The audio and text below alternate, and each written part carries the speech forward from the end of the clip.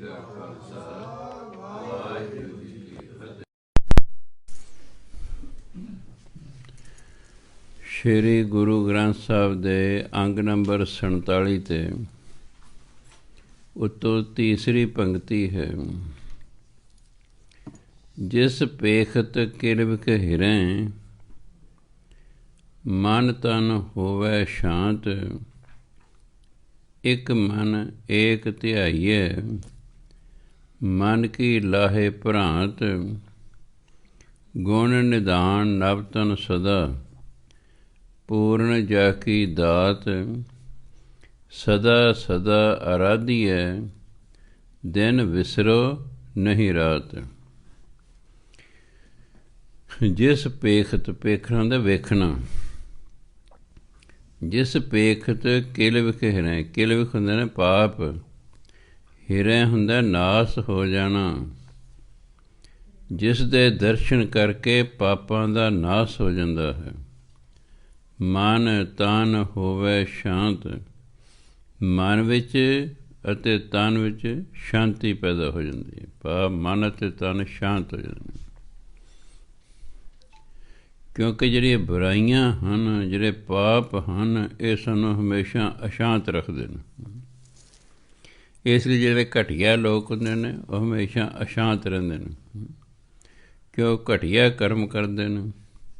ਫਿਰ ਉਹਦੇ ਕਾਰਨ ਦੁੱਖ ਪਾਉਂਦੇ ਨੇ, ਫਿਰ ਉਹਨੂੰ ਚਿੰਤਾ ਰਹਿੰਦੀ ਅਸੀਂ ਫੜੇ ਨਾ ਜਾਈਏ, ਉਹ ਅਸ਼ਾਂਤ ਰਹਿੰਦੇ। ਸੋ ਪਰਮਾਤਮਾ ਦੇ ਦਰਸ਼ਨ ਕਰਨ ਤੋਂ ਬਾਅਦ ਜਿਹਨੇ ਪਾਪ ਨੇ ਖਤਮ ਹੋ ਜਾਂਦੇ ਨੇ, ਮਨ ਤਨ 'ਚ ਸ਼ਾਂਤ ਹੋ ਜਾਂਦਾ। ਇੱਕ ਮਨ ਏਕ ਧਿਆਈਐ, ਮਨ ਕੀ ਲਾਹੇ ਭ੍ਰਾਂਤ। ਭ੍ਰਾਂਤ ਹੁੰਦਾ ਭਰਮ, ਆਪ ਕੋ ਭ੍ਰਾਂਤੀ ਹੈ ਜੀ, ਹਿੰਦੀ ਦਾ ਸ਼ਬਦ ਹੈ। ਆਪ ਕੋ ਭ੍ਰਾਂਤੀ ਹੈ, ਡਾਊਟ ਹੈ, ਸ਼ੰਕਾ ਹੈ, ਭਰਮ ਹੈ। ਜਦੋਂ ਮਨੁੱਖ ਇੱਕ ਪਰਮਾਤਮਾ ਨੂੰ ਧਿਆਉਂਦਾ ਹੈ ਤਾਂ ਮਨ ਤੋਂ ਜਿਹੜਾ ਭਰਮ ਹੈ ਉਹ ਖਤਮ ਹੋ ਜਾਂਦਾ ਹੈ। ਭਰਮ, ਕਿਉਂਕਿ ਜਿਹੜਾ ਭਰਮ ਹੈ ਸਾਡੀ ਲਾਈਨ ਕਲੀਅਰ ਨਹੀਂ ਹੋਣ ਦਿੰਦਾ ਹੈ। ਭਰਮ ਹੈ, ਪਤਾ ਨਹੀਂ ਹੋਵੇਗਾ ਕਿ ਨਹੀਂ ਹੋਵੇਗਾ, ਬੰਦਾ ਦੁਚਿਤੀ 'ਚ ਰਹਿੰਦਾ ਹੈ। ਨਾਮ ਜਪਣ ਨਾਲ ਇਹ ਦੋ ਚਿਤਾਪਨ, ਇਹ ਭਰਮ ਵਹਿਮ ਖਤਮ ਹੋ ਜਾਂਦੇ ਹਨ। ਗੁਣ ਨਿਧਾਨ ਨਵ ਤਨ ਸਦਾ, ਪੂਰਨ ਜਾ ਕੀ ਦਾਤ। ਗੁਣ ਨਿਧਾਨ, ਪਰਮਾਤਮਾ ਗੁਣਾਂ ਦਾ ਖਜ਼ਾਨਾ ਹੈ। ਪਰਮਾਤਮਾ ਜੀ ਕੋਈ ਇੱਕ ਅੱਧਾ ਗੁਣ ਨਹੀਂ, ਪਰਮਾਤਮਾ ਨੂੰ ਗੁਣ ਨਿਧਾਨ ਕਿਹਾ ਹੈ। ਪਰਮਾਤਮਾ ਗੁਣਾਂ ਦਾ ਖਜ਼ਾਨਾ ਹੈ। ਨਵ ਤਨ ਸਦਾ, ਉਹ ਸਦਾ ਹੀ ਨਵਾਂ। ਪਰਮਾਤਮਾ ਪੁਰਾਣਾ ਨਹੀਂ ਹੁੰਦਾ। ਜੋ ਪੁਰਾਣਾ ਹੋ ਜਾਵੇ ਫਿਰ ਤਾਂ ਸਾਡੇ ਵਰਗੇ ਹੀ ਹੋਇਆ। ਉਹ ਸਦਾ ਹੀ ਨਵਾਂ ਰਹਿੰਦਾ ਹੈ। ਪੂਰਨ ਜਾ ਕੀ ਦਾਤ, ਉਹਦੀ ਦਾਤ ਵੀ ਪੂਰਨ ਹੈ। ਉਹ ਆਪ ਪੂਰਨ ਹੈ, ਇਸ ਲਈ ਉਹਦੀ ਦਾਤ ਵੀ ਪੂਰਨ ਹੈ। ਸਦਾ ਸਦਾ ਆਰਾਧੀਐ, ਦਿਨ ਵਿਸਰੋ ਨਹੀਂ ਰਾਤ। ਕਹਿੰਦੇ ਸਦਾ ਹੀ ਉਹਦੀ ਆਰਾਧਨਾ ਕਰਨੀ ਚਾਹੀਦੀ ਹੈ। ਨਾ ਦਿਨੇ ਨਾ ਰਾਤ ਨੂੰ ਉਹ ਭੁੱਲਣਾ ਨਹੀਂ ਚਾਹੀਦਾ, ਉਹ ਵਿਸਰਨਾ ਨਹੀਂ ਚਾਹੀਦਾ, ਉਹ ਭੁੱਲਣਾ ਨਹੀਂ ਚਾਹੀਦਾ। ਦਿਨ ਰਾਤ ਉਹਨੂੰ ਯਾਦ ਕਰਨਾ, ਸਦਾ ਹੀ ਉਹਦੀ ਆਰਾਧਨਾ ਕਰਨੀ ਹੈ। ਜਿਨ ਕੋ ਪੂਰਬ ਲਿਖਿਆ, ਤਿਨ ਕਾ ਸਖਾ ਗੋਵਿੰਦ। ਤਨ ਮਨ ਧਨ ਅਰਪੀ ਸਭੋ, ਸਗਲ ਵਾਰੀਐ ਇਹ ਜਿੰਦ।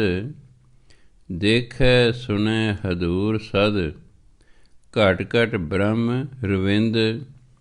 ਅਕਿਰਤ ਘਰਾਂ ਨੂੰ ਪਾਲਦਾ, ਪ੍ਰਭ ਨਾਨਕ ਸਦ ਬਖਸ਼ਿੰਦ।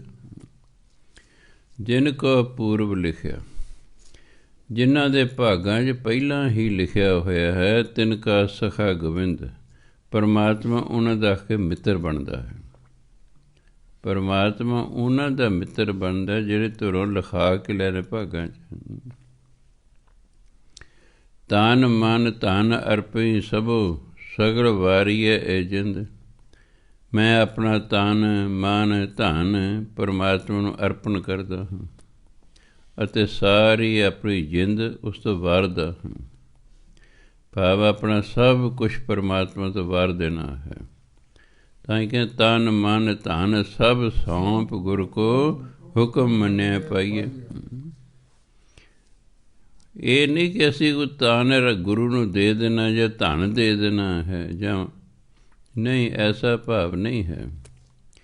ਤਨ ਦੇ ਨਾਲ ਉਹ ਕੰਮ ਕਰਨੇ ਨੇ ਜਿਹੜੇ ਗੁਰੂ ਮਹਾਰਾਜ ਕਹਿੰਦੇ। ਬਾਣੀ ਜਿਹੜੇ ਕੰਮਾਂ ਨੂੰ ਕਰਨ ਨੂੰ ਕਹਿੰਦੀ ਹੈ, ਸਰੀਰ ਨਾਲ ਉਹ ਕੰਮ ਕਰਨੇ ਨੇ। ਇਹ ਹੈ ਗੁਰੂ ਨੂੰ ਤਨ ਦੇਣਾ। ਮਨ ਹੈ, ਮਨ 'ਚ ਉਹ ਵਿਚਾਰ ਆਉਣੇ ਚਾਹੀਦੇ ਨੇ ਜਿਹੜੇ ਗੁਰਬਾਣੀ ਅਨੁਸਾਰ ਨੇ। ਜਿਹੜੇ ਵਿਚਾਰ ਗੁਰਬਾਣੀ ਦੇ ਵਿਰੁੱਧ ਨੇ ਉਹ ਮਨ 'ਚ ਨਹੀਂ ਆਉਣ ਦੇਣੇ। ਇਹ ਹੈ ਮਨ ਅਰਪਣ ਕਰਨਾ। ਧਨ ਹੈ, ਧਨ ਨੂੰ ਜਿਵੇਂ ਗੁਰੂ ਮਹਾਰਾਜ ਕਹਿਣ ਉਵੇਂ ਵਰਤਣਾ। ਆਪਣੀ ਮਰਜ਼ੀ ਨਾਲ ਨਹੀਂ ਵਰਤਣਾ। ਜਿਵੇਂ ਗੁਰਬਾਣੀ ਕਹਿੰਦੀ ਹੈ ਧਨ, ਉਸ ਤਰ੍ਹਾਂ ਉਹਦੀ ਵਰਤੋਂ ਕਰਨੀ ਹੈ। ਇਹ ਹੈ ਤਨ ਮਨ ਧਨ ਸਭ ਸੌਂਪ ਗੁਰ ਕੋ।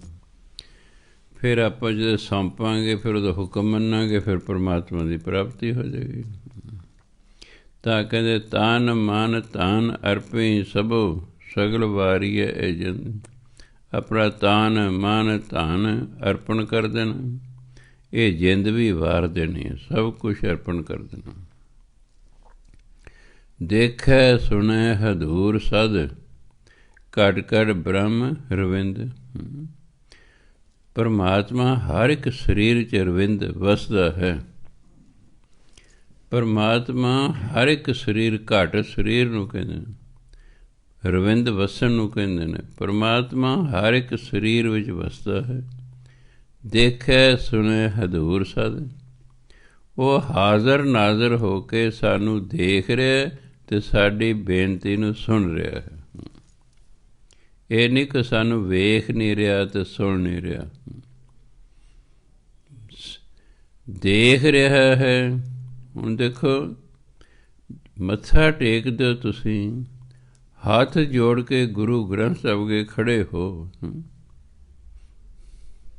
ਹੋ ਸਕਦਾ ਤੁਹਾਨੂੰ ਪਤਾ ਹੀ ਨਾ ਹੋਵੇ ਕਿ ਗੁਰੂ ਮਹਾਰਾਜ ਤੁਹਾਨੂੰ ਵੇਖ ਰਹੇ ਨੇ, ਸੁਣ ਰਹੇ ਨੇ। ਬਸ ਤੁਸੀਂ ਜਿਵੇਂ ਦੂਜੇ ਕਰਦੇ ਨੇ, ਹੋ ਸਕਦਾ ਉਸ ਤਰੀਕੇ ਕਰ ਰਹੇ ਹੋਵੋ। ਪਰ ਗੁਰੂ ਦੇ ਅੱਗੇ ਹੱਥ ਜੋੜ ਰਹੇ ਹੋ ਅਤੇ ਇਹਦਾ ਮਤਲਬ ਗੁਰੂ ਨੂੰ ਦਿਸ ਰਿਹਾ। ਅੰਨੇ ਦੇ ਅੱਗੇ ਹੱਥ ਕੌਣ ਜੋੜਦਾ ਜੀ? ਉਹਨੂੰ ਕਿਹੜਾ ਦਿਸਦਾ? ਨਾ ਅੰਨੇ ਨੂੰ ਕੋਈ ਮੱਥੇ ਟੇਕਦਾ ਹੈ, ਡੰਡੌਤ ਕਰਦਾ, ਉਹਨੂੰ ਕਿਹੜਾ ਦਿਸਦਾ?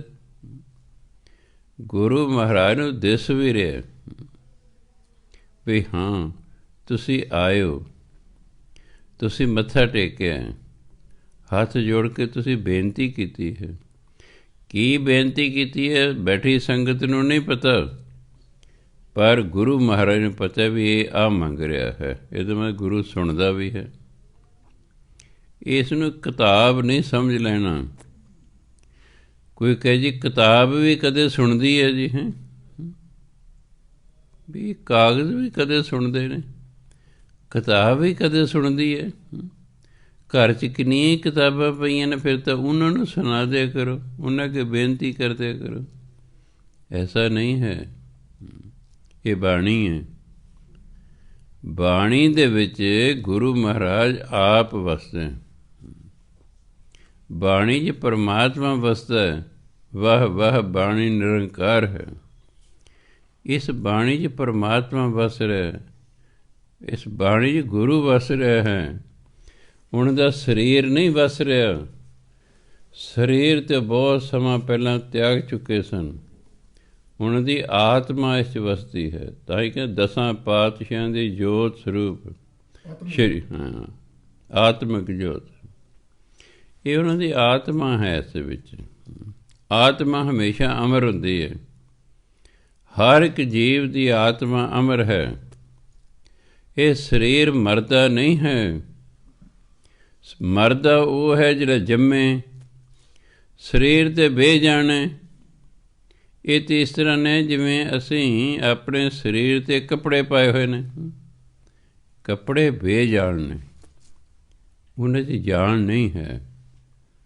ਇਸ ਤਰ੍ਹਾਂ ਇਹ ਤਾਂ ਆਤਮਾ ਹੈ। ਆਤਮਾ ਨੇ ਆਪਣੇ ਆਪ ਨੂੰ ਇਸ ਸਰੀਰ ਰੂਪੀ ਕੱਪੜੇ ਨਾਲ ਢਕਿਆ ਹੋਇਆ ਹੈ। ਸਰੀਰ ਨਹੀਂ ਮਰਦਾ, ਆਤਮਾ ਵਿੱਚੋਂ ਨਿਕਲ ਜਾਂਦੀ ਬਸ। ਕਿਉਂਕਿ ਆਤਮਾ ਨੂੰ ਜਿੰਨਾ ਸਮਾਂ ਦਿੱਤਾ ਗਿਆ ਸੀ ਵੀ ਤੂੰ ਇਸ ਸਰੀਰ ਦੇ ਵਿੱਚ ਇੰਨਾ ਸਮਾਂ ਰਹਿਣਾ, ਬਸ ਉਹਨਾਂ ਸਮਾਂ ਰਹਿ ਕੇ ਆਤਮਾ ਵਿੱਚੋਂ ਨਿਕਲ ਜਾਂਦੀ ਅਤੇ ਕਹਿੰਦੇ ਫਲਾਣਾ ਬੰਦਾ ਜੀ ਮਰ ਗਿਆ ਹੈ। ਆਤਮਾ ਅਮਰ ਹੈ, ਆਤਮਾ ਨਹੀਂ ਮਰਦੀ, ਅਤੇ ਅਸੀਂ ਆਤਮਾ ਹਾਂ। ਪਰ ਅਸੀਂ ਸਾਰੇ ਇਸ ਭੁਲੇਖੇ ਵਿੱਚ ਆ ਕਿ ਅਸੀਂ ਸਰੀਰ ਹਾਂ। ਨਿਰਾ ਕਹਿਣ ਨਾਲ ਕਿ ਅਸੀਂ ਆਤਮਾ ਹਾਂ, ਸਰੀਰ ਨਹੀਂ ਹਾਂ, ਨਿਰਾ ਐਂ ਕਹਿਣ ਨਾਲ ਨਹੀਂ ਗੱਲ ਬਣੇਗੀ। ਜਿੰਨਾ ਚਿਰ ਵਿਸ਼ਵਾਸ ਨਹੀਂ ਆ ਜਾਂਦਾ ਕਿ ਮੈਂ ਆਤਮਾ ਹਾਂ, ਅਤੇ ਆਤਮਾ ਨੂੰ ਨਾ ਕੋਈ ਮਾਰ ਸਕਦਾ, ਨਾ ਕੋਈ ਵੱਢ ਟੁੱਕ ਸਕਦਾ, ਨਾ ਕੋਈ ਸਾੜ ਸਕਦਾ, ਨਾ ਕੋਈ ਜਲਾ ਸਕਦਾ ਹੈ, ਕਿਉਂਕਿ ਆਤਮਾ ਤਾਂ ਹਮੇਸ਼ਾ ਅਮਰ ਰਹਿੰਦੀ ਹੈ।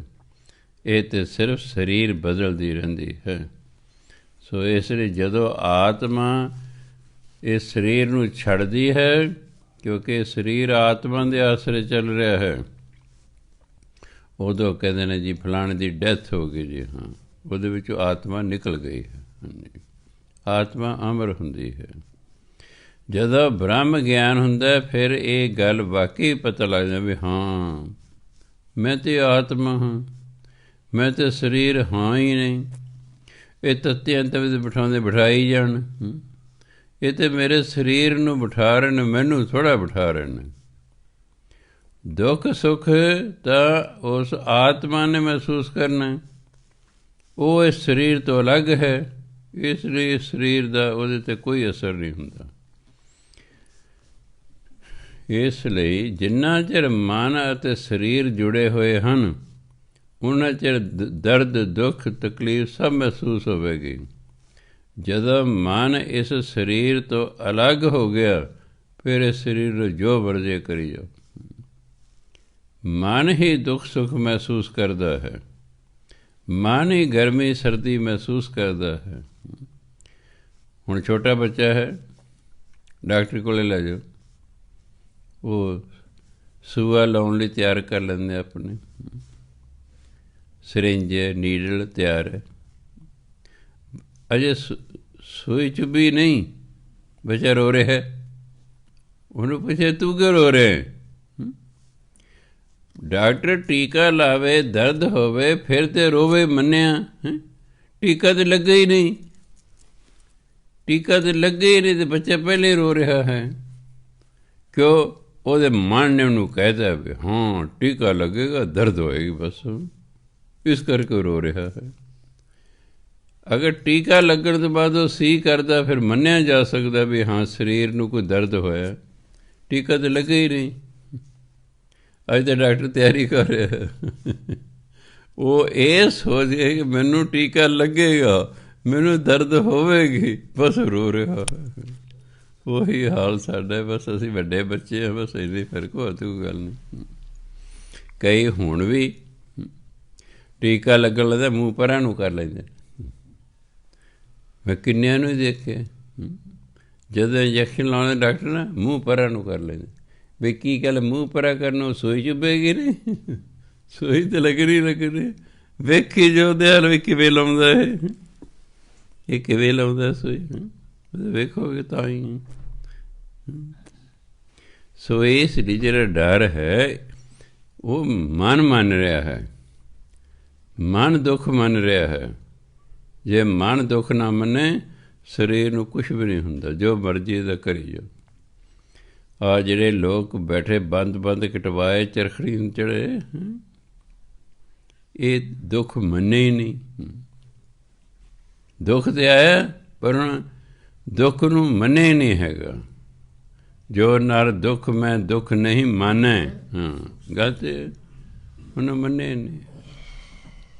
ਆਪਾਂ ਨੂੰ ਦੁੱਖ ਹੈ ਨਹੀਂ, ਆਪਾਂ ਸਪੋਜ਼ ਕਰੀ ਜਾਂਦੇ ਹਾਂ ਕਿਤੇ ਕੱਲ੍ਹ ਨੂੰ ਐਕਸੀਡੈਂਟ ਨਾ ਹੋ ਜਾਏ, ਕਿਤੇ ਕੱਲ੍ਹ ਨੂੰ ਆਹ ਨਾ ਹੋ ਜਾਏ, ਕਿਤੇ ਕੱਲ੍ਹ ਨੂੰ ਮਾਰੀ ਨਾ ਜਾਈਏ। ਦੱਸ ਅੱਜ ਵੀ ਖਰਾਬ ਕਰ ਰਿਹਾ ਆਪਣਾ ਕੱਲ੍ਹ ਦਾ ਸੋਚ ਕੇ।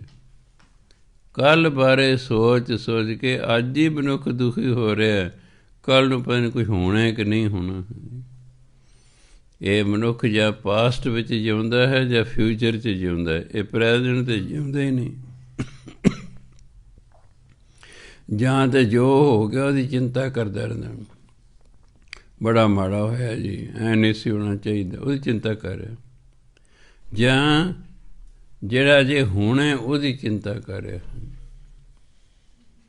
ਕੁੜੀ ਦਾ ਵਿਆਹ ਪਤਾ ਨਹੀਂ ਕਦੋਂ ਹੋਵੇਗਾ, ਹੋ ਨਹੀਂ ਰਿਹਾ ਜੀ, ਪਤਾ ਨਹੀਂ ਕਿਹੋ ਜਿਹਾ ਮੁੰਡਾ ਟੱਕਰੇਗਾ, ਉਹ ਪਹਿਲਾਂ ਹੀ ਚਿੰਤਾ ਕਰ ਰਿਹਾ ਵਿਚਾਰਾ। ਜਿੱਦੇ ਹੋਣਾ ਉਦੋਂ ਹੀ ਹੋਣਾ, ਅਤੇ ਜਿੰਨੇ ਟੱਕਰਨਾ ਉਹਨੇ ਹੀ ਟੱਕਰਨਾ, ਉਹ ਤਾਂ ਪਹਿਲੇ ਲਿਖਿਆ ਹੋਇਆ, ਉਹ ਤਾਂ ਪਹਿਲੇ ਲਿਖਿਆ ਹੋਇਆ। ਤੁਹਾਡੇ ਲੱਭਣ ਨਾਲ ਨਹੀਂ ਗੱਲ ਬਣਨੀ। ਤੁਹਾਡੀ ਲੜਕੀ ਦੀ ਸ਼ਾਦੀ ਜਿਸ ਨਾਲ ਹੋਣੀ ਹੈ ਉਸ ਨਾਲ ਹੋਣੀ ਤਾਂ ਪਹਿਲੇ ਲਿਖਿਆ ਹੋਇਆ, ਔਰ ਜਦੋਂ ਹੋਣੀ ਹੈ ਉਦੋਂ ਹੀ ਹੋਣੀ ਹੈ, ਉਦੋਂ ਪਹਿਲਾਂ ਨਹੀਂ ਹੋ ਸਕਦੀ। ਜਿੰਨੇ ਮਰਜ਼ੀ ਪਾਪੜ ਵੇਲੀ ਜਾਓ, ਜਦੋਂ ਹੋਣੀ ਹੈ ਉਦੋਂ ਹੀ ਹੋਣੀ ਹੈ, ਅਤੇ ਜਿਸ ਨਾਲ ਹੋਣੀ ਹੈ ਉਸੇ ਨਾਲ ਹੀ ਹੋਣੀ ਹੈ। ਨਹੀਂ ਨਿਭਣੀ ਤਾਂ ਵੀ ਲਿਖਿਆ ਹੁੰਦਾ, ਨਿਭਣੀ ਤਾਂ ਵੀ ਲਿਖਿਆ ਹੁੰਦਾ। ਮੇਰਾ ਆਪਣਾ ਸਕਾ ਭਰਾ, ਅਜੇ ਛੋਟੇ ਸੀ ਅਸੀਂ, ਹਿੰਦੁਸਤਾਨ ਪਾਕਿਸਤਾਨ ਬਣੇ ਹੀ ਸੀ ਅਜੇ। ਸਾਡਾ ਪਾਕਿਸਤਾਨ ਦਾ ਜੋਤਸ਼ੀ ਸਾਡੇ ਉੱਥੇ ਪਿੰਡ ਆ ਕੇ ਬਠਿੰਡੇ ਜ਼ਿਲ੍ਹੇ 'ਚ। ਮੇਰੇ ਭਰਾ ਨੂੰ ਵੇਖ ਕੇ ਕਹਿੰਦਾ, ਖਜ਼ਾਨ ਸਿੰਘ ਜੀ, ਇਹ ਜਿਹੜਾ ਤੁਹਾਡਾ ਲੜਕਾ ਹੈ ਨਾ, ਇਹਦਾ ਵਿਆਹ ਵੀ ਹੋਵੇਗਾ, ਇਹਦੇ ਬੱਚੇ ਵੀ ਹੋਣਗੇ, ਪਰ ਇਹਦਾ ਵਿਆਹ ਨਾ ਹੋਇਆਂ ਵਰਗਾ ਹੋਏਗਾ। ਅਤੇ ਉਹੀ ਗੱਲ ਸਾਰੀ ਉਮਰ ਐਂ ਹੀ ਰਿਹਾ। ਕਦੇ ਉਹ ਆ ਜਾਂਦੇ ਸੀ, ਕਦੇ ਚਲੀ ਜਾਂਦੀ ਸੀ, ਕਦੇ ਆ ਜਾਂਦੇ ਸੀ, ਕਦੇ ਚਲੀ ਜਾਂਦੀ ਸੀ, ਐਂ ਹੀ ਸਾਰੀ ਉਮਰ ਲੰਘ ਗਈ। ਪਹਿਲੇ ਲਿਖਿਆ ਤਾਂ ਹੀ ਉਹਨੇ ਦੱਸਿਆ ਨਾ, ਉਹਨੇ ਕੋਈ ਵਾਰ ਨਹੀਂ ਦਿੱਤਾ। ਉਹਨੇ ਆਪਣੀ ਉਹ ਦਿਵ ਦ੍ਰਿਸ਼ਟੀ ਖੁੱਲ੍ਹੀ ਸੀ, ਉਹਨੇ ਦੱਸਿਆ ਵੀ ਆਹ ਹੋਊਗਾ।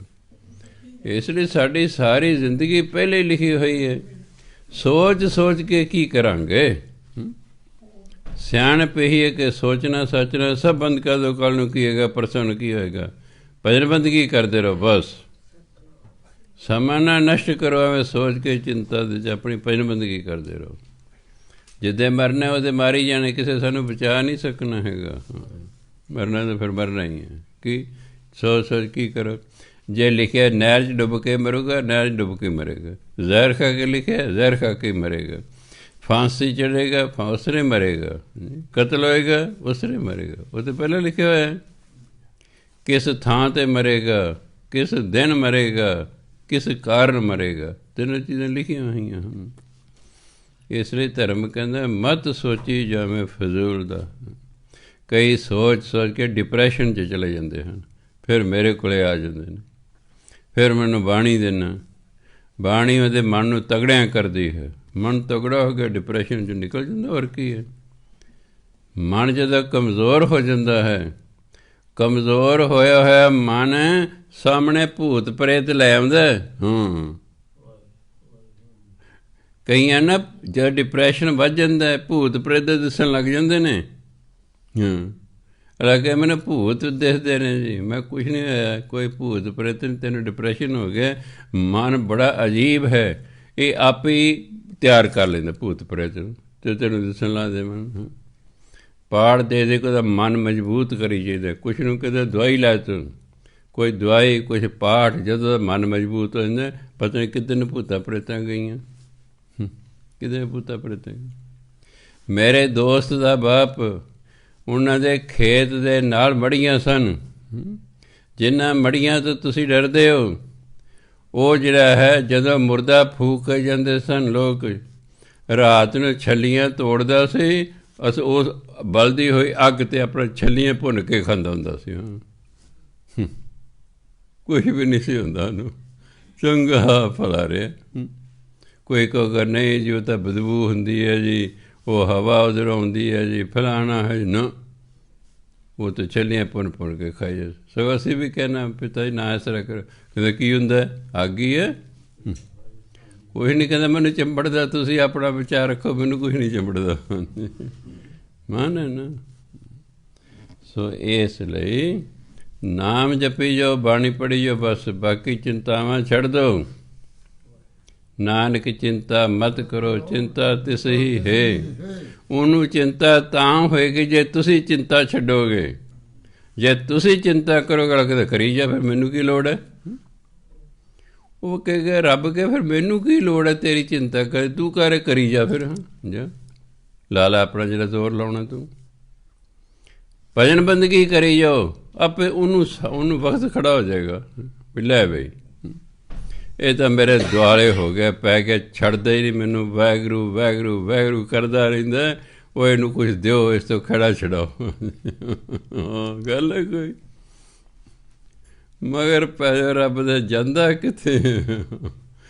ਜਾਨ ਨਹੀਂ ਅਸੀਂ ਦੇਣਾ, ਇੱਥੇ ਹੀ ਰਹਿ ਜਾਓ। ਜਪੀ ਜੋ ਨਾਮ ਜਿੰਨਾ ਚਿਰ ਸਰੀਰ ਹੈ। ਜਦੋਂ ਬੁੱਢਾ ਹੋ ਗਿਆ ਨਾ, ਇਹ ਫੇਰ ਹੀ ਜਪ ਜਪ ਹੁੰਦਾ। ਬੁਢਾਪੇ ਜਾ ਕੇ ਗਿਆਨ ਤੇ ਹੋ ਜਾਂਦਾ ਹੈ, ਮੈਨੂੰ ਵੀ ਹੋ ਗਿਆ ਹੈ। ਪਰ ਜਿੰਨੀ ਮੈਂ ਭਜਨ ਬੰਦਗੀ ਕਰਨਾ ਚਾਹੁੰਦਾ, ਹੁਣ ਉਨੀ ਹੁੰਦੀ ਨਹੀਂ, ਸਰੀਰ ਉਨੀ ਅੱਗੇ ਨਹੀਂ ਦਿੰਦਾ। ਜੀ ਕਰਦਾ, ਸਰੀਰ ਨਹੀਂ ਉਹਨਾਂ ਸਾਥ ਦਿੰਦਾ ਹੈਗਾ। ਆਹੀ ਵੇਲਾ ਜੇ ਜਿਹੜੇ ਜਵਾਨ ਨਾ ਲੱਗ ਜਾਓ। ਜਵਾਨੀ 'ਚ ਲੋਕਾਂ ਨੂੰ ਸਮਝ ਨਹੀਂ ਆਉਂਦੀ ਅਤੇ ਬੁਢਾਪੇ 'ਚ ਹੁੰਦਾ ਨਹੀਂ ਹੈ, ਅਤੇ ਬਸ ਐਵੇਂ ਹੀ ਸਮਾਂ ਲੰਘ ਜਾਂਦਾ ਹੈ। ਨਾਮ ਜਪਿਆ ਕਰੋ, ਚਿੰਤਾ ਮਤ ਕਰੋ। ਜਦੋਂ ਨਾਮ ਜਪੀ ਜਾਓ, ਚਿੰਤਾ ਉਹਨੂੰ ਹੋ ਜਾਏਗੀ। ਜਦੋਂ ਉਹਨੂੰ ਚਿੰਤਾ ਹੋ ਜਾਏਗੀ, ਫਿਰ ਪਰਮਾਤਮਾ ਕਾਰਜ ਸਵਾਰਦਿਆਂ ਕੀ ਦੇਰ ਲੱਗਦੀ ਹੈ। ਉਹ ਤਾਂ ਇੰਨਾ ਸ਼ਕਤੀਸ਼ਾਲੀ, ਜੋ ਮਰਜ਼ੀ ਕਰ ਸਕਦਾ 2-4 ਮਿੰਟਾਂ 'ਚ। ਤਾਂ ਉਦੋਂ ਕਹਿੰਦੇ ਨੇ ਚਿੰਤਾ ਤਿਸ ਹੀ ਹੈ। ਜਦੋਂ ਅਸੀਂ ਚਿੰਤਾ ਛੱਡ ਦਾਂਗੇ, ਉਹਨੂੰ ਕਹਾਂਗੇ ਤੂੰ ਜਾਣ ਤੇਰਾ ਕੰਮ ਜਣੇ, ਅਸੀਂ ਤੇਰਾ ਨਾਮ ਜਪਣਾ। ਬਸ ਉਹ ਕਹਿੰਦੇ ਕੋਈ ਨਹੀਂ, ਮੈਂ ਤੇਰੇ ਕਾਰਜ ਰਸ ਕਰ ਦਿੰਦਾ। ਸੋ ਗੁਰੂ ਮਹਾਰਾਜ ਕਹਿੰਦੇ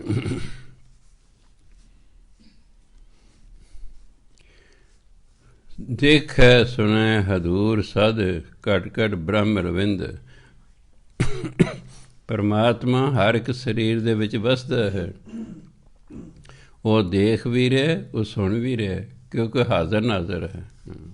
ਉਹ ਕਿਤੇ ਗਿਆ ਨਹੀਂ ਹੈਗਾ, ਉਹ ਪ੍ਰੈਜ਼ੈਂਟ ਹੈ।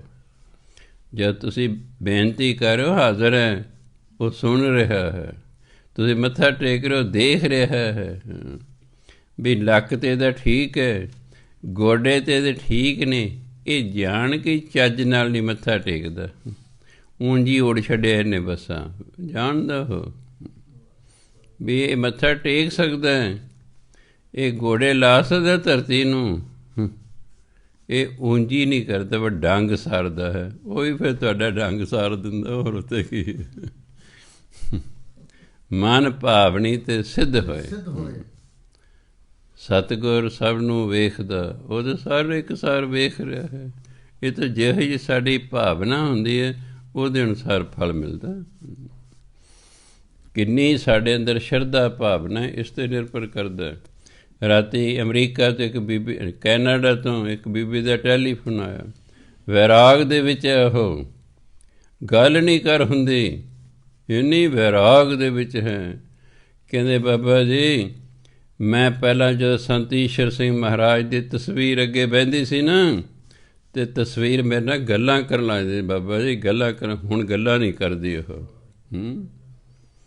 ਮੈਂ ਗੱਲਾਂ ਕਰਨਾ ਚਾਹੁੰਦੀ ਹਾਂ। ਉਹ ਕਹਿੰਦੇ ਲਾਡੋ ਬਾਜਾ ਮਾਰਿਆ ਕਰਦੇ ਸੀ ਮੈਨੂੰ। ਮੈਂ ਹੁਕਮਨਾਮਾ ਲਿਆ, ਮੈਂ ਬੀਬੀ ਜੀ 1 ਮਹੀਨੇ ਦੇ ਵਿੱਚ ਵਿੱਚ ਮੁੜ ਕੇ ਤੁਹਾਡਾ ਤਸਵੀਰ ਗੱਲਾਂ ਕਰਨ ਲੱਗ ਜਾਏਗੀ, ਤੁਸੀਂ ਹੈਰਾਨ ਹੋਵੋਗੇ। ਤਸਵੀਰਾਂ ਵੀ ਗੱਲਾਂ ਕਰਦੀਆਂ ਨੇ। ਤਸਵੀਰਾਂ ਨਹੀਂ ਗੱਲਾਂ ਕਰਦੀਆਂ। ਉਹ ਜਿਹਦੀ ਤਸਵੀਰ ਹੈ ਨਾ, ਉਹ ਆਤਮਾ ਹੈ।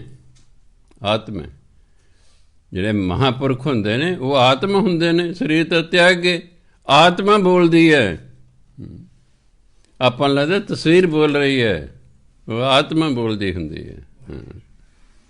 ਫਿਰ ਕਹਿੰਦੇ ਮੈਨੂੰ ਗੁਰੂ ਨਾਨਕ ਨਾਲੇ ਰੋਈ ਜਾਂਦੀ ਹੈ। ਕਹਿੰਦੇ ਮੈਨੂੰ ਗੁਰੂ ਨਾਨਕ ਦੇ ਦਰਸ਼ਨ ਹੋ ਜਾਣਗੇ। ਮੈਂ ਹੁਕਮਨਾਮਾ ਲਿਆ, ਮੈਂ ਜੀ ਅਗਲੇ ਸਾਲ ਜਨਵਰੀ ਤੋਂ ਲੈ ਕੇ ਮਾਰਚ ਦੇ ਵਿੱਚ ਵੀ ਤੁਹਾਨੂੰ ਹੋ ਜਾਣਗੇ ਦਰਸ਼ਨ, ਤੁਸੀਂ ਲੱਗੇ ਰਹੋ ਬਸ। ਇੰਨਾ ਉਹਦੇ ਅੰਦਰ ਵੈਰਾਗ ਸੀ। ਹਾਂਜੀ, ਇਹ ਜਿਹਨਾਂ ਦੇ ਅੰਦਰ ਵੈਰਾਗ ਹੁੰਦਾ, ਵਿਛੋੜੇ ਦਾ ਦੁੱਖ ਹੁੰਦਾ, ਮੈਂ ਮਿਲਣੇ, ਅੰਦਰ ਪਿਆਰ ਹੈ ਨਾ, ਮੈਂ ਮਿਲਣਾ ਆਪਣੇ ਪਿਆਰੇ ਨੂੰ, ਅਤੇ ਫਿਰ ਪਿਆਰੇ ਨੂੰ ਆਉਣਾ ਹੀ ਪੈਂਦਾ ਹੈ। ਜਦੋਂ ਇੰਨਾ ਬੰਦਾ ਬੇਹਬਲ ਹੋ ਜਾਂਦਾ ਹੈ, ਉਹ ਵੀ ਵੇਖਦਾ ਵੀ ਕਿੰਨਾ ਕੁ ਮੈਨੂੰ ਚਾਹੁੰਦਾ ਹੈ। ਅਕਿਰਤ ਕਨਾਂ ਨੂੰ ਪਾਲਦਾ ਪ੍ਰਭ ਨਾਨਕ ਸਦ ਬਖਸ਼ਿੰਦ। ਪਰਮਾਤਮਾ ਦੇ ਸਦਾ ਹੀ ਬਖਸ਼ਿੰਦ, ਉਹ ਤਾਂ ਬਖਸ਼ਣਹਾਰ ਹੈ। ਜਿਹੜੇ ਅਕਿਰਤ ਕਣ ਨੇ, ਅਕਿਰਤ ਕਣ ਕੌਣ ਹੁੰਦੇ ਨੇ?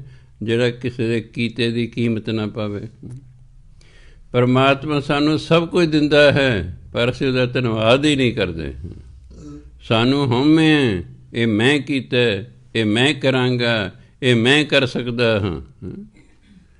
ਉਹ ਰੱਬ ਦਾ ਧੰਨਵਾਦ ਹੀ ਨਹੀਂ ਕਰਦਾ, ਕਿਉਂਕਿ ਉਹਨੂੰ ਸਮਝ ਹੀ ਨਹੀਂ ਆਉਂਦੀ ਕਿ ਜਿਹੜਾ ਘਰ ਮੈਨੂੰ ਮਿਲਿਆ ਇਹ ਪਰਮਾਤਮਾ ਦੀ ਕਿਰਪਾ ਨਾਲ ਮਿਲਿਆ। ਕਹਿੰਦੇ ਨਹੀਂ, ਮੈਂ ਲੋਨ ਲਿਆ, ਮੈਂ ਆਪਣੀ ਤਨਖਾਹ 'ਚੋਂ ਬਚਾਇਆ, ਮੈਂ ਇਹ ਕਰ ਪਾਇਆ ਹੈ, ਇਹ 'ਚ ਰੱਬ ਦਾ ਕਿਆ ਲੈਣਾ ਦੇਣਾ ਹੈ। ਉਹ ਆਉਂਦਾ ਹੀ ਨਹੀਂ ਹੈ, ਉਹਨੂੰ ਗਿਆਨ ਹੀ ਨਹੀਂ ਕਿ ਤੇ ਪਰਮਾਤਮਾ ਨੇ ਦਿੱਤਾ ਹੋਇਆ। ਜੇ ਅਸੀਂ ਘਰ ਪਾ ਸਕਦੇ ਹੁੰਦੇ ਤਾਂ 18 ਕਰੋੜ ਲੋਕ ਝੌਂਪੜੀ ਤੋਂ ਬਿਨਾਂ ਕਿਉਂ ਰਹਿੰਦੇ? ਉਹ ਝੌਂਪੜੀ ਨਾ ਪਾ ਲੈਂਦੇ, ਉਹ ਝੌਂਪੜੀ ਤੋਂ ਬਿਨਾਂ ਕਿਉਂ ਰਹਿੰਦੇ?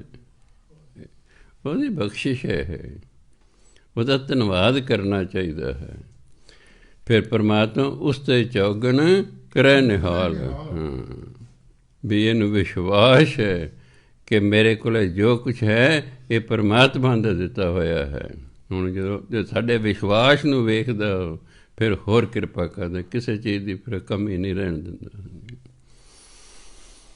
ਸੋ ਪਰਮਾਤਮਾ ਤਾਂ ਬਖਸ਼ੰਦ ਹੈ, ਅਕਿਰਤ ਕਨਾਂ ਨੂੰ ਪਾਲਦਾ। ਉਹ ਤਾਂ ਜਿਹੜੇ ਉਹਨੂੰ ਗਾਲਾਂ ਵੀ ਕੱਢਦੇ ਨੇ, ਜਿਹੜੇ ਕਹਿੰਦੇ ਕੋਈ ਰੱਬ ਰੁੱਬ ਨਹੀਂ ਹੈਗਾ, ਕਹਿੰਦੇ ਕੋਈ ਰੱਬ ਰੁੱਬ ਨਹੀਂ ਹੈਗਾ, ਉਹਨੂੰ ਵੀ ਪਾਲਦਾ, ਉਹ ਤਾਂ ਉਹਨੂੰ ਵੀ ਪਾਲਦਾ। ਉਹ ਤਾਂ ਅਕਿਰਤ ਕਨਾਂ ਨੂੰ ਵੀ ਪਾਲਦਾ। ਕਿਉਂ?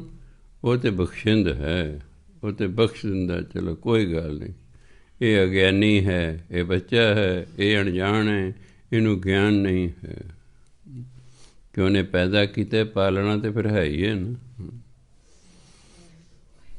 ਸ਼੍ਰੀ ਰਾਗ ਮਹਿਲਾ ਪੰਜਵਾਂ। ਮਨ ਤਨ ਧਨ ਜਿਨ ਪ੍ਰਭ ਦੀਆ, ਰੱਖਿਆ ਸਹਿਜ ਸਵਾਰ। ਸਰਬ ਕਲਾਂ ਕਰ ਥਾਪਿਆ, ਅੰਤਰ ਜੋਤ ਅਪਾਰ। ਸਦਾ ਸਦਾ ਪ੍ਰਭ ਸਿਮਰਿਐ, ਅੰਤਰ ਰਖ ਉਰ ਧਾਰ। ਮਨ ਤਨ ਧਨ ਜਿਨ ਪ੍ਰਭ ਦੀਆ, ਜਿਸ ਪਰਮਾਤਮਾ ਨੇ ਸਾਨੂੰ ਮਨ ਦਿੱਤਾ, ਸਾਨੂੰ ਤਨ ਦਿੱਤਾ, ਸਾਨੂੰ ਧਨ ਦਿੱਤਾ। ਰੱਖਿਆ ਸਹਿਜ ਸਵਾਰ, ਅਤੇ ਸਾਨੂੰ ਸਵਾਰ ਕੇ ਰੱਖਿਆ ਹੋਇਆ ਹੈ। ਸਰੀਰ ਦੇ ਸਾਰੇ ਅੰਗ ਲਾਏ ਹੋਏ ਹਨ, ਸਾਨੂੰ ਸਵਾਰਿਆ ਹੈ, ਸਵਾਰਿਆ ਬਣਾਇਆ ਉਸਨੇ। ਸਰਬ ਕਲਾਂ ਕਰ ਥਾਪਿਆ, ਉਹਨੇ ਸਾਡੇ ਅੰਦਰ ਸਾਰੀਆਂ ਸ਼ਕਤੀਆਂ ਰੱਖੀਆਂ ਹੋਈਆਂ। ਜੋ ਬ੍ਰਹਮੰਡ ਹੈ ਸੋਈ ਪਿੰਡ ਹੈ, ਜੋ ਬ੍ਰਹਮੰਡ 'ਚ ਉਹ ਸਾਡੇ ਸਰੀਰ ਦੇ ਵਿੱਚ। ਅਸੀਂ ਪਰਮਾਤਮਾ ਦਾ ਹੀ ਰੂਪ ਹਾਂ। ਮਨ ਤੂੰ ਜੋਤ ਸਰੂਪ ਹੈ, ਆਪਣਾ ਮੂਲ ਪਛਾਣ। ਅਸੀਂ ਉਸੇ ਦਾ ਹੀ ਰੂਪ ਹਾਂ। ਸਾਨੂੰ ਸਾਰੀਆਂ ਸ਼ਕਤੀਆਂ ਦੇ ਕੇ ਪਰਮਾਤਮਾ ਨੇ ਭੇਜਿਆ ਹੋਇਆ ਹੈ, ਪਰ ਸਾਨੂੰ ਉਹਨਾਂ ਸ਼ਕਤੀਆਂ ਨੂੰ ਵਰਤਣ ਦੀ ਜਾਚ ਹੀ ਨਹੀਂ ਹੈ, ਜਾਚ ਹੀ ਨਹੀਂ। ਜਿਵੇਂ ਅੱਜ ਦੀ ਵਿੱਦਿਆ ਹੈ, ਉਹਦਾ ਮੈਨੂੰ ਕੱਖ ਗਿਆਨ ਨਹੀਂ, ਉਹ ਵਰਤਣੀ ਨਹੀਂ ਆਉਂਦੀ। ATM ਦੀ ਸਹੂਲਤ ਦਿੱਤੀ ਹੈ ਕਿ ਨਹੀਂ ਸਰਕਾਰ ਨੇ? ਮੈਨੂੰ ਵਰਤਣਾ ਹੀ ਨਹੀਂ ਆਉਂਦਾ। ਅਤੇ ਇਹ 'ਚ ਫਿਰ ATM ਦਾ ਕੀ ਕਸੂਰ ਹੈ ਅਤੇ ਸਰਕਾਰ ਦਾ ਕੀ ਕਸੂਰ ਹੈ ਜੀ? ਸਰਕਾਰ ਨੇ ਔਨਲਾਈਨ ਸਭ ਕੁਛ ਕਰਤਾ ਨਾ, ਵੀ ਲੋੜ ਨਹੀਂ ਤੁਹਾਨੂੰ ਦਫ਼ਤਰ ਧੱਕੇ ਖਾਣ ਦੀ, ਘਰ ਬੈਠੇ ਕੰਮ ਹੋਊਗਾ। ਮੈਨੂੰ ਉਹ ਆਉਂਦਾ ਹੀ ਨਹੀਂ। ਇਹ 'ਚ ਫਿਰ ਔਨਲਾਈਨ ਦਾ ਕੀ ਕਸੂਰ ਹੈ? ਇੱਕ ਲੜਕੀ ਨੇ ਪੁੱਛਿਆ ਤੂੰ ਕਿਹੜੀ ਕਲਾਸ ਪੜ੍ਹਦੀ ਹੈ? ਕਹਿੰਦੀ ਔਨਲਾਈਨ 'ਚ। ਉਹ ਔਨਲਾਈਨ ਪੜ੍ਹਾਈ ਕਰਦੀ, ਉਹਨੇ ਸਮਝਿਆ ਕੋਈ ਕਲਾਸ ਹੁੰਦੀ ਹੈ। ਮੈਂ ਵੀ ਮੇਰੇ ਵਰਗੀ ਹੈ। ਮੈਂ ਤੂੰ ਕਿਹੜੀ ਕਲਾਸ? ਕਹਿੰਦੀ ਔਨਲਾਈਨ 'ਚ। ਚੀਜ਼ ਦਾ ਕਸੂਰ ਨਹੀਂ, ਸਾਡੀ ਅਗਿਆਨਤਾ ਦਾ ਕਸੂਰ ਹੈ। ਇਹ ਨਹੀਂ ਕਿ ਮੈਨੂੰ ਆ ਨਹੀਂ ਸਕਦਾ, ਔਰ ਮੈਂ ਇੰਨੀਆਂ ਜਮਾਤਾਂ ਪੜ੍ਹਿਆ, ਦਾਤੇ ਨੇ ਮੈਨੂੰ ਦਿਮਾਗ ਦਿੱਤਾ, ਆ ਤਾਂ ਸਕਦਾ ਪਰ ਅਜੇ ਸਰੀ ਜਾਂਦਾ। ਜਦੋਂ ਨਹੀਂ ਸਰੇਗਾ ਫਿਰ ਕਾਕਾ ਕੋਲ ਬੈਠੇ ਆਈ ਯਾਰ ਲਾਈ 2 ਮਿੰਟ ਆ ਦੱਸੀ ਜਰਾ, ਅਤੇ ਇਹਨੇ ਦੱਸ ਦੇਣਾ ਅਤੇ ਫਿਰ ਕੰਮ ਬਣ ਜਾਣਾ। ਹੋਰ ਕੀ ਹੈ। ਅਜੇ ਨਾ ਮੈਨੂੰ ਔਨਲਾਈਨ ਦੀ ਲੋੜ ਪਈ, ਕਿਉਂਕਿ ATM ਦੀ ਤਾਂ ਲੋੜ ਪੈਂਦੀ ਜੇ ਪਰ ਦੂਜੇ ਚੌਥੇ ਦਿਨ ਪੈਸੇ ਕਢਾਉਣੇ ਹੁਣ। ਮੈਂ ਤਾਂ ਮਹੀਨੇ ਬਾਅਦ ਜਾਣਾ, ਆਪਣੇ ਪੈਸੇ ਲੈ ਆਉਣਾ, ਉਹ ਖਰਚਦਾ ਰਹਿਣਾ। ਜਦੋਂ ਮੁੱਕ ਗਏ ਮਹੀਨੇ 2 ਮਹੀਨੇ ਬਾਅਦ ਫਿਰ ਜਾ ਕੇ ਫਿਰ ਲੈ ਆਉਣਾ। ਮੈਨੂੰ ਵਾਰ ਵਾਰੀ ਲੋੜ ਨਹੀਂ, ਮੈਂ ਕੀ ATM ਚੱਕੀ ਫਿਰਾਂਗਾ। ਤਾਂ ਕਰਕੇ ਹੋਰ ਇਹ ਨਹੀਂ ਹੈਗਾ। ਪਰਮਾਤਮਾ ਨੇ ਸਾਡੇ ਅੰਦਰ ਸਾਰੀਆਂ ਸ਼ਕਤੀਆਂ ਰੱਖੀਆਂ, ਜਾਂ ਤਾਂ ਅਸੀਂ ਇਹਨਾਂ ਨੂੰ ਵਰਤਦੇ ਨਹੀਂ ਜਾਂ ਸਾਨੂੰ ਵਰਤਣੀਆਂ ਨਹੀਂ ਆਉਂਦੀਆਂ। ਹੁਣ ਜਿਹੜੀਆਂ ਅੰਦਰ ਸ਼ਕਤੀਆਂ ਨੇ ਉਹ ਸਾਨੂੰ ਵੀ ਨਹੀਂ ਦਿਸ ਰਹੀਆਂ ਵੀ ਕਿਹੜੀਆਂ ਸ਼ਕਤੀਆਂ ਸਾਨੂੰ ਪਰਮਾਤਮਾ ਨੇ ਦਿੱਤੀਆਂ ਹੋਈਆਂ। ਜਿਉਂ-ਜਿਉਂ ਤੁਸੀਂ ਨਾਮ ਜਪੀ ਜਾਓਗੇ ਸ਼ਕਤੀਆਂ ਪ੍ਰਗਟ ਹੋਣ ਲੱਗ ਜਾਣਗੀਆਂ। ਉਹ ਸ਼ਕਤੀਆਂ ਪ੍ਰਗਟ ਹੋ ਜਾਣਗੀਆਂ, ਫਿਰ ਤੁਸੀਂ ਉਸ ਸ਼ਕਤੀ ਦੀ ਵਰਤੋਂ ਕਰੋਗੇ, ਫਿਰ ਤੁਹਾਨੂੰ ਪਤਾ ਲੱਗੇਗਾ ਵੀ ਇੰਨੀਆਂ ਸ਼ਕਤੀਆਂ ਮੇਰੇ ਅੰਦਰ ਨੇ। 9 ਨਿਧੀਆਂ ਸਾਡੇ ਅੰਦਰ ਨੇ, 18 ਸਿੱਧੀਆਂ ਸਾਡੇ ਅੰਦਰ ਨੇ। ਉਹ ਸਾਡੇ ਅੰਦਰ ਰੱਬ ਹੈ। ਦੱਸੋ ਹੋਰ ਕਿਆ ਹੈ? ਸਿਰਫ ਅਸੀਂ ਉਹਨੂੰ ਪ੍ਰਗਟ ਹੀ ਕਰਨਾ ਬਸ। ਗਿਆਨ ਵੀ ਹੋ ਗਿਆ। ਕਿਹੜੀਆਂ ਸ਼ਕਤੀਆਂ? 9 ਨਿਧੀਆਂ, 18 ਸਿੱਧੀਆਂ ਸਾਡੇ ਅੰਦਰ ਨੇ। ਉਹ ਤਾਂ ਛੱਡੋ, ਨਿਧੀਆਂ ਸਿੱਧੀਆਂ ਦਾ ਮਾਲਕ ਪਰਮਾਤਮਾ ਸਾਡੇ ਅੰਦਰ ਹੈ। ਸ਼ਕਤੀਆਂ ਤਾਂ ਅੰਦਰ ਬੜੀਆਂ ਨੇ, ਪਰ ਉਹ ਸਾਨੂੰ ਪ੍ਰਗਟ ਨਹੀਂ ਕਰਨੀਆਂ ਆਉਂਦੀਆਂ। ਜੇ ਗੁਰੂ ਮਹਾਰਾਜ ਜੀ ਕਹਿੰਦੇ ਨੇ ਕਿ ਇਸ ਤਰ੍ਹਾਂ ਪ੍ਰਗਟ ਹੋਣਗੀਆਂ, ਉਸ ਤਰ੍ਹਾਂ ਅਸੀਂ ਕਰਦੇ ਨਹੀਂ, ਅਤੇ ਚਲ ਐਂ ਧੱਕੇ ਤੋੜੇ ਖਾਂਦੇ ਜੀਵਨ ਲੰਘ ਜਾਣਾ। ਫਿਰ ਅਗਲੇ ਜੀ ਨੇ ਪਤਾ ਨਹੀਂ ਦੇਖੀ ਜੋ ਢੰਗ ਵੀ ਸੌਖਾ ਹੀ ਦੱਸਿਆ ਕਿ ਨਾਮ ਜਪੀ ਜਾਓ। ਕੋਈ ਔਖਾ ਨਹੀਂ ਹੈ, ਕੋਈ ਡੰਡ ਬੈਠਕਾਂ ਕੱਢਣੀਆਂ, ਕੋਈ ਡੰਡੌਤਾਂ ਕਰਨੀਆਂ ਨਹੀਂ। ਕਿ ਤੈਨੂੰ ਕਿਤੇ ਜਾਣ ਦੀ ਲੋੜ ਨਹੀਂ, ਜਿੱਥੇ ਹੋ ਨਾਮ ਜਪੀ ਜਾਓ ਬਸ। ਨਾਮ ਜਪਦਿਆਂ ਜਪਦਿਆਂ ਜਪਦਿਆਂ ਜਪਦਿਆਂ ਅੰਦਰ ਜਿੰਨਾ ਕੂੜ ਕਬਾੜ ਹੈ ਉਹ ਸਾਰਾ ਸਾਫ਼ ਹੋ ਜਾਣਾ। ਜਦੋਂ ਮਨ ਸ਼ੀਸ਼ੇ ਵਾਂਗੂ ਸਾਫ਼ ਹੋ ਗਏ ਨਾ, ਵਿੱਚੋਂ ਹੀ ਦਿਸਣਾ ਸ਼ੁਰੂ ਹੋ ਜਾਣਾ। ਉਹ ਸ਼ਕਤੀਆਂ ਦਾ ਦਾਤਾ ਉਹੀ ਪ੍ਰਗਟ ਹੋ ਜਾਣਾ। ਜਦੋਂ ਦਾਤਾ ਹੀ ਪ੍ਰਗਟ ਹੋਏ, ਸ਼ਕਤੀਆਂ ਦੇ ਆਪਣੇ ਆਪ ਹੀ ਨਾਲ ਆ ਗਈਆਂ ਹਨ। ਬਸ ਇੰਨੇ ਉਹਦੀ ਕਿਰਪਾ ਚਾਹੀਦੀ ਹੈ ਅਤੇ ਹਿੰਮਤ ਚਾਹੀਦੀ ਹੈ। ਇਹ ਨਹੀਂ ਕੋਈ ਉਹਦੀ ਕਿਰਪਾ ਹੋਵੇਗੀ ਅਤੇ ਫਿਰ ਅਸੀਂ ਕਰਾਂਗੇ, ਨਹੀਂ, ਅਸੀਂ ਕਰਾਂਗੇ ਅਤੇ ਉਹਦੀ ਕਿਰਪਾ ਹੋਣੀ ਸ਼ੁਰੂ ਹੋ ਜਾਏਗੀ। ਬਾਈਬਲ ਕਹਿੰਦੇ God helps those who help themselves. ਜਿਹੜੇ ਆਪਣੀ ਮਦਦ ਆਪ ਕਰਦੇ ਨੇ, ਪਰਮਾਤਮਾ ਉਹਨਾਂ ਦੀ ਮਦਦ ਕਰਦਾ। ਅਸੀਂ ਯਤਨ ਕਰਾਂਗੇ, ਪਰਮਾਤਮਾ ਨੂੰ ਫਲ ਆਏਗਾ। ਯਤਨ ਅਸੀਂ ਕਰਨਾ, ਫਲ ਪਰਮਾਤਮਾ ਨੇ ਲਾਉਣਾ ਹੈ। ਇਸ ਲਈ ਅਸੀਂ ਤਾਂ ਵਾਹਿਗੁਰੂ ਵਾਹਿਗੁਰੂ ਵਾਹਿਗੁਰੂ ਵਾਹਿਗੁਰੂ ਕਰੀ ਜਾਣਾ, ਉੜਦੇ ਬੈਠਦੇ ਤੁਰਦੇ ਫਿਰਦੇ ਲੇਟੇ। ਇੱਕ ਦਿਨ ਉਹ ਪ੍ਰਗਟ ਜਿੱਦੇ ਹੋ ਗਿਆ, ਬਸ ਉਹਦੇ ਬੱਲੇ ਬੱਲੇ ਹੋ ਜਾਣੀ ਹੈ। ਹਾਂਜੀ, ਫਿਰ ਪਤਾ ਲੱਗੇਗਾ ਕਿ ਉਹ ਮੇਰੇ ਅੰਦਰ ਤਾਂ ਰੱਬ ਜਿੰਨੀਆਂ ਸ਼ਕਤੀਆਂ ਹਨ। ਇਸ ਲਈ ਗੁਰੂ ਮਹਾਰਾਜ ਕਹਿੰਦੇ ਸ਼੍ਰੀ ਰਾਗ ਮਹਿਲਾ ਪੰਜਵਾਂ, ਮਨ ਤਨ ਧਨ ਜਿਨ ਪ੍ਰਭ ਦੀਆ, ਰੱਖਿਆ ਸਹਿਜ ਸਵਾਰ, ਸਰਬ ਕਲਾਂ ਕਰ ਥਾਪਿਆ। ਸਾਰੀਆਂ ਸ਼ਕਤੀਆਂ ਦੇ ਕੇ ਇਹ ਇਨਸਾਨ ਬਣਾਇਆ ਗਿਆ ਹੈ। ਅੰਤਰ ਜੋਤ ਅਪਾਰ, ਅੰਦਰ ਪਰਮਾਤਮਾ ਦੀ ਜੋਤ ਰੱਖੀ ਹੋਈ ਹੈ। ਸਦਾ ਸਦਾ ਪ੍ਰਭ ਸਿਮਰੀਏ, ਅੰਤਰ ਰੱਖ ਔਰ ਤਾਰ। ਸਦਾ ਹੀ ਪਰਮਾਤਮਾ ਦਾ ਸਿਮਰਨ ਕਰਨਾ ਚਾਹੀਦਾ, ਉਹਨੂੰ ਹਿਰਦੇ 'ਚ ਵਸਾ ਕੇ ਰੱਖਣਾ ਚਾਹੀਦਾ। ਔਰ ਹਿਰਦਾ ਧਾਰ ਦਾ ਵਸਾ ਕੇ ਰੱਖਣਾ, ਪਰਮਾਤਮਾ ਦੀ ਯਾਦ ਨੂੰ ਹਿਰਦੇ 'ਚ ਵਸਾ ਕੇ ਰੱਖਣਾ ਹੈ। ਸਦਾ ਹੀ ਉਹਦਾ ਸਿਮਰਨ ਕਰਦੇ ਰਹਿਣਾ ਹੈ। ਮੇਰੇ ਮਨ ਹਰ ਬਿਨ ਅਵਰ ਨਾ ਕੋਇ, ਪ੍ਰਭ ਸ਼ਰਨਾਈ ਸਦਾ ਰਹੋ, ਦੁੱਖ ਨਾ ਵਿਆਪੈ ਕੋਇ। ਮੇਰੇ ਮਨ, ਹੇ ਮੇਰੇ ਮਨਾ, ਹਰ ਬਿਨ ਅਵਰ ਨਾ ਕੋਇ। ਤੈਨੂੰ ਸ਼ਰਨ ਦੇਣ ਵਾਲਾ ਪਰਮਾਤਮਾ ਤੋਂ ਬਿਨਾਂ ਹੋਰ ਕੋਈ ਸਮਰੱਥ ਨਹੀਂ ਹੈ। ਕਿਉਂਕਿ ਸਮਰੱਥ ਦੀ ਸ਼ਰਨ ਜਾਵਾਂਗੇ ਤਾਂ ਹੀ ਗੱਲ ਨਹੀਂ।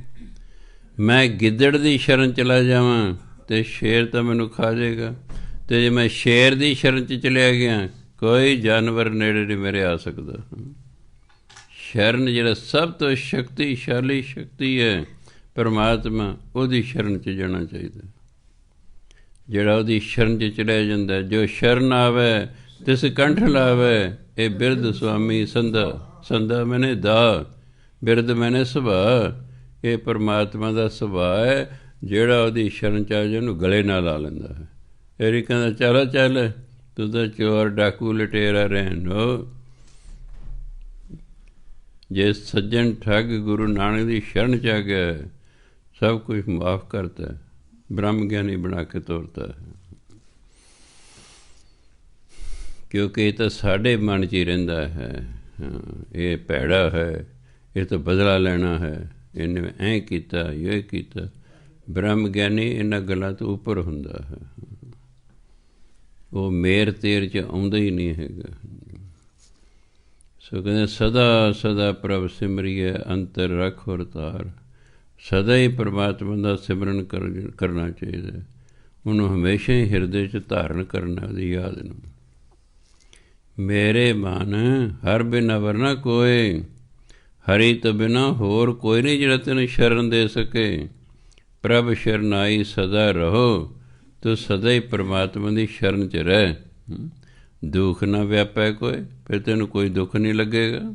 ਵਿਆਪਨਾ ਮੈਨੇ ਲੱਗਣਾ, ਤੈਨੂੰ ਕੋਈ ਦੁੱਖ ਨਹੀਂ ਲੱਗੇਗਾ, ਕਿਉਂਕਿ ਪਰਮਾਤਮਾ ਦੀ ਸ਼ਰਨ 'ਚ ਜਦੋਂ ਚਲੇ ਜਾਏਗਾ। ਰਤਨ ਪਦਾਰਥ ਮਾਣਕਾ। ਹੁਣ ਤੁਸੀਂ ਕਹੋ ਜੀ ਉਹਦੀ ਸ਼ਰਨ 'ਚ ਕਿਵੇਂ ਜਾਈਏ ਜੀ? ਵੀ ਪਰਮਾਤਮਾ ਦੀ ਸ਼ਰਨ 'ਚ ਕਿਵੇਂ ਜਾਈਏ? ਜਿਵੇਂ ਪਰਮਾਤਮਾ ਕਹਿੰਦੇ ਉਵੇਂ ਕਰਨਾ ਪਏਗਾ, ਬਸ ਉਹਦੀ ਸ਼ਰਨ 'ਚ। ਤੁਸੀਂ ਹੈ ਸੱਚੇ ਪਾਤਸ਼ਾਹ, ਮੈਂ ਅੱਜ ਤੋਂ ਤੇਰੀ ਸ਼ਰਨ 'ਚ ਆਇਆ। ਉਹ ਕਹਿੰਦਾ ਅੱਛਾ। ਲਾਹੌਰ ਦਾ ਇੱਕ ਵੈਦ ਸੀ ਸੁਜਾਨ ਰਾਏ। ਚਲੋ ਵੈਦ ਕਰਕੇ ਹੌਲੀ ਹੌਲੀ ਪ੍ਰਸਿੱਧ ਹੋ ਗਿਆ, ਪੜ੍ਹਿਆ ਲਿਖਿਆ ਸੀ। ਮਾਂ ਬਾਪ ਛੋਟੀ ਉਮਰ 'ਚ ਸਵਰਗਵਾਸ ਹੋ ਗਏ ਸਨ। ਤਾਏ ਨੇ ਪਾਲਿਆ, ਤਾਏ ਨੇ ਪੜ੍ਹਾਇਆ, ਵੱਡਾ ਹੋ ਗਿਆ, ਵੈਦ ਬਣ ਗਿਆ ਹੈ। ਇੱਕ ਵਿਦਵਾਨ ਬੰਦਾ ਉਹਦੇ ਕੋਲ ਆਇਆ, ਕਹਿੰਦੇ ਵੈਦ ਜੀ ਇੱਥੇ ਨਾ ਲਾਹੌਰ 'ਚ ਵਿਦਵਾਨਾਂ ਦੀ ਕੋਈ ਕੀਮਤ ਨਹੀਂ ਰਹੀ।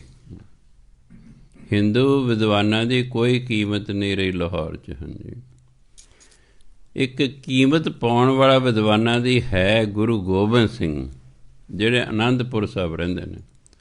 ਮੇਰਾ ਤਾਂ ਜੀਅ ਕਰਦਾ ਮੈਂ ਉਹਨਾਂ ਕੋਲ ਚਲਾ ਜਾਵਾਂ, ਤੂੰ ਜਾਣਾ? ਉਹ ਕਹਿੰਦਾ ਚਲੇ ਚਲਦੇ ਹਾਂ ਜੀ। ਘਰ ਨੇ ਕਿਹਾ ਵੀ ਦੇਖੋ ਮਾਇਆ ਦੀ ਕੋਈ ਕਮੀ ਨਹੀਂ ਹੈਗੀ, ਤੁਸੀਂ ਇਹ ਸਭ ਕੁਝ ਸਾਂਭੋ। ਮੈਂ ਕੁਝ ਸਮੇਂ ਲਈ ਅਨੰਦਪੁਰ ਸਾਹਿਬ ਚੱਲਿਆ ਦਸਮ ਪਾਤਸ਼ਾਹ ਨੂੰ ਮਿਲਣ। ਚੱਲ ਪਿਆ। ਜਦੋਂ ਕੀਤੇ ਦਰਸ਼ਨ, ਕੋਈ ਮਗਰਲੇ ਜਨਮਾਂ ਦੇ ਸੰਸਕਾਰ ਸਨ, ਦਰਸ਼ਨ ਕਰਦੇ ਚਰਨਾਂ 'ਤੇ ਢਹਿ ਪਿਆ, ਰੋਈ ਜਾਂਦਾ, ਅੱਖਾਂ 'ਚ ਅਥਰੂ ਵੱਗੀ ਜਾਂਦੇ ਨੇ, ਵੱਗੀ ਜਾਂਦੇ ਨੇ। ਕਹਿੰਦੇ ਮਹਾਰਾਜ ਜੀ ਮੈਨੂੰ ਆਪਣੇ ਕੋਲ ਰੱਖ ਲਓ। ਦਸਮ ਪਾਤਸ਼ਾਹ ਕਹਿੰਦੇ ਅਸੀਂ ਨਹੀਂ ਤੈਨੂੰ ਆਪਣੇ ਕੋਲ ਰੱਖਣਾ, ਜਿੱਥੋਂ ਆਏ ਦੌੜ ਜਾ। ਉਹਨੇ ਫਿਰ ਬੇਨਤੀ ਕੀਤੀ, ਮੈਨੂੰ ਜੀ ਆਪਣੇ ਕੋਲ ਰੱਖ ਲਓ। ਕਹਿੰਦੇ ਅਸੀਂ ਤੈਨੂੰ ਕਿਹਾ ਜਿੱਥੋਂ ਆਏ ਦੌੜ ਜਾ। ਕਹਿੰਦੇ ਜੀ ਕਿਰਪਾ ਕਰੋ। ਕਹਿੰਦੇ ਜੇ ਕਿਰਪਾ ਚਾਹੁੰਦਾ ਫਿਰ ਮੰਨ ਲੈ ਸਾਡੀ ਗੱਲ, ਦੌੜ ਜਾ। ਜੇ ਕਿੱਧਰ ਨੂੰ ਦੌੜ ਜਾ?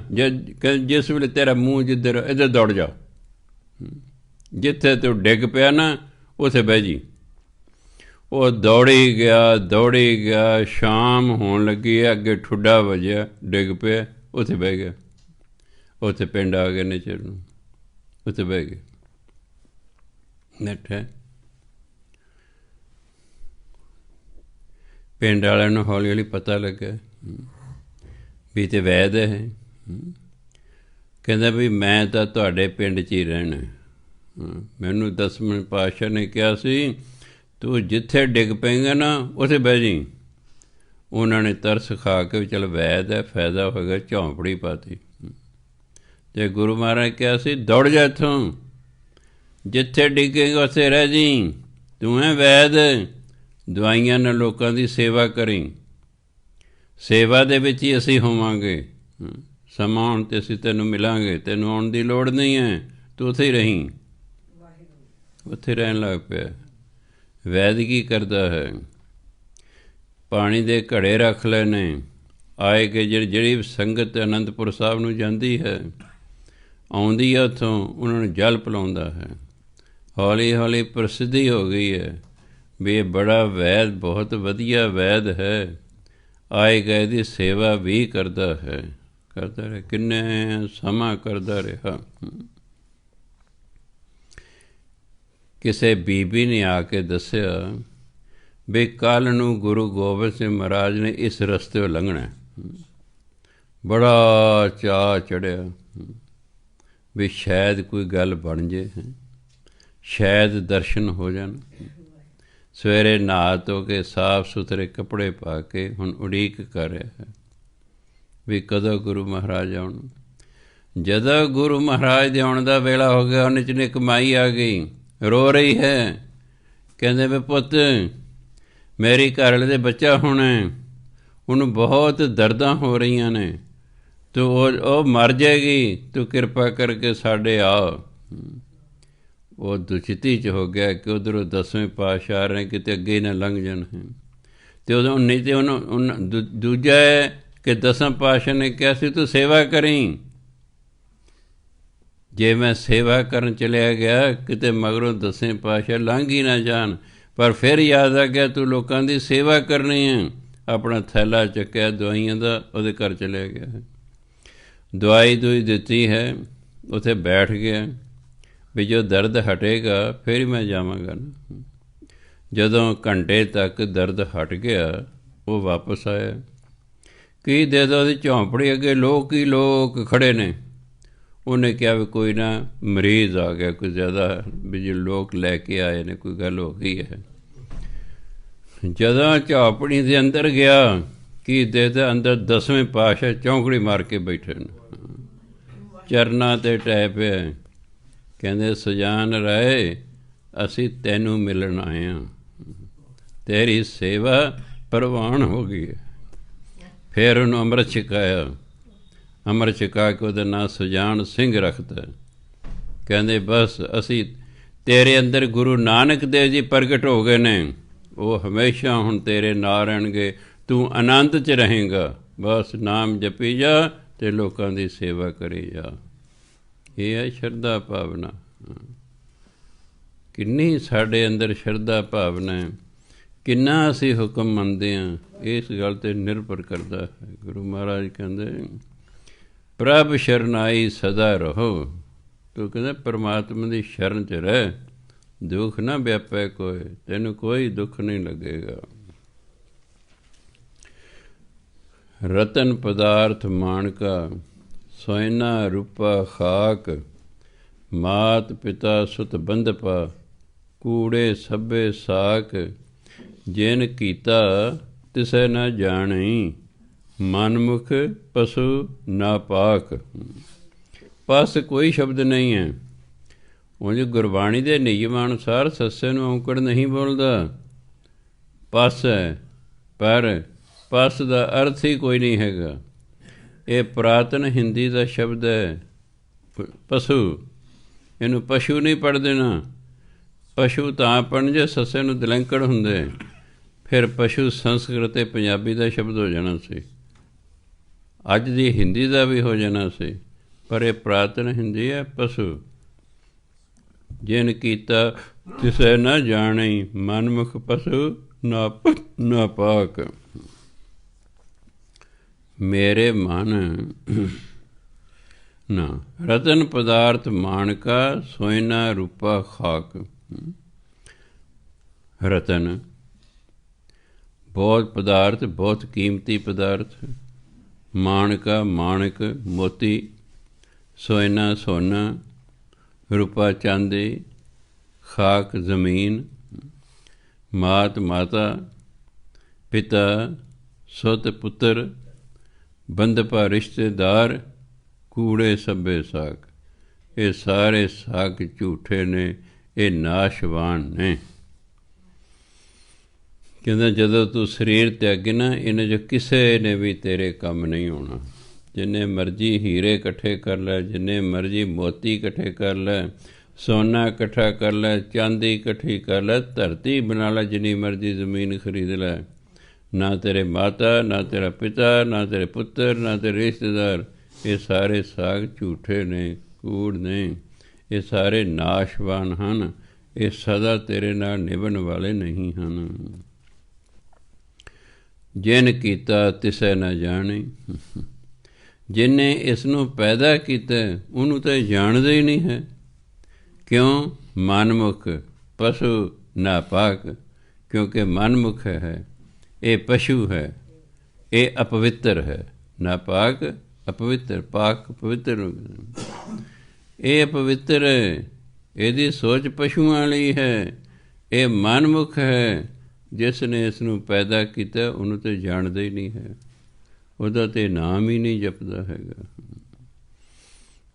ਅੰਤਰ ਬਾਹਰ ਰੱਬ ਰਿਹਾ, ਤਿਸ ਨੂੰ ਜਾਣੈ ਦੂਰ, ਤ੍ਰਿਸ਼ਨਾ ਲਾਗੀ ਰਚ ਰਹਿਆ, ਅੰਤਰ ਹਉਮੈ ਕੂਰ, ਭਗਤੀ ਨਾਮ ਵਿਹੂਣਿਆ, ਆਵੇਂ ਵੰਝੈ ਪੂਰ।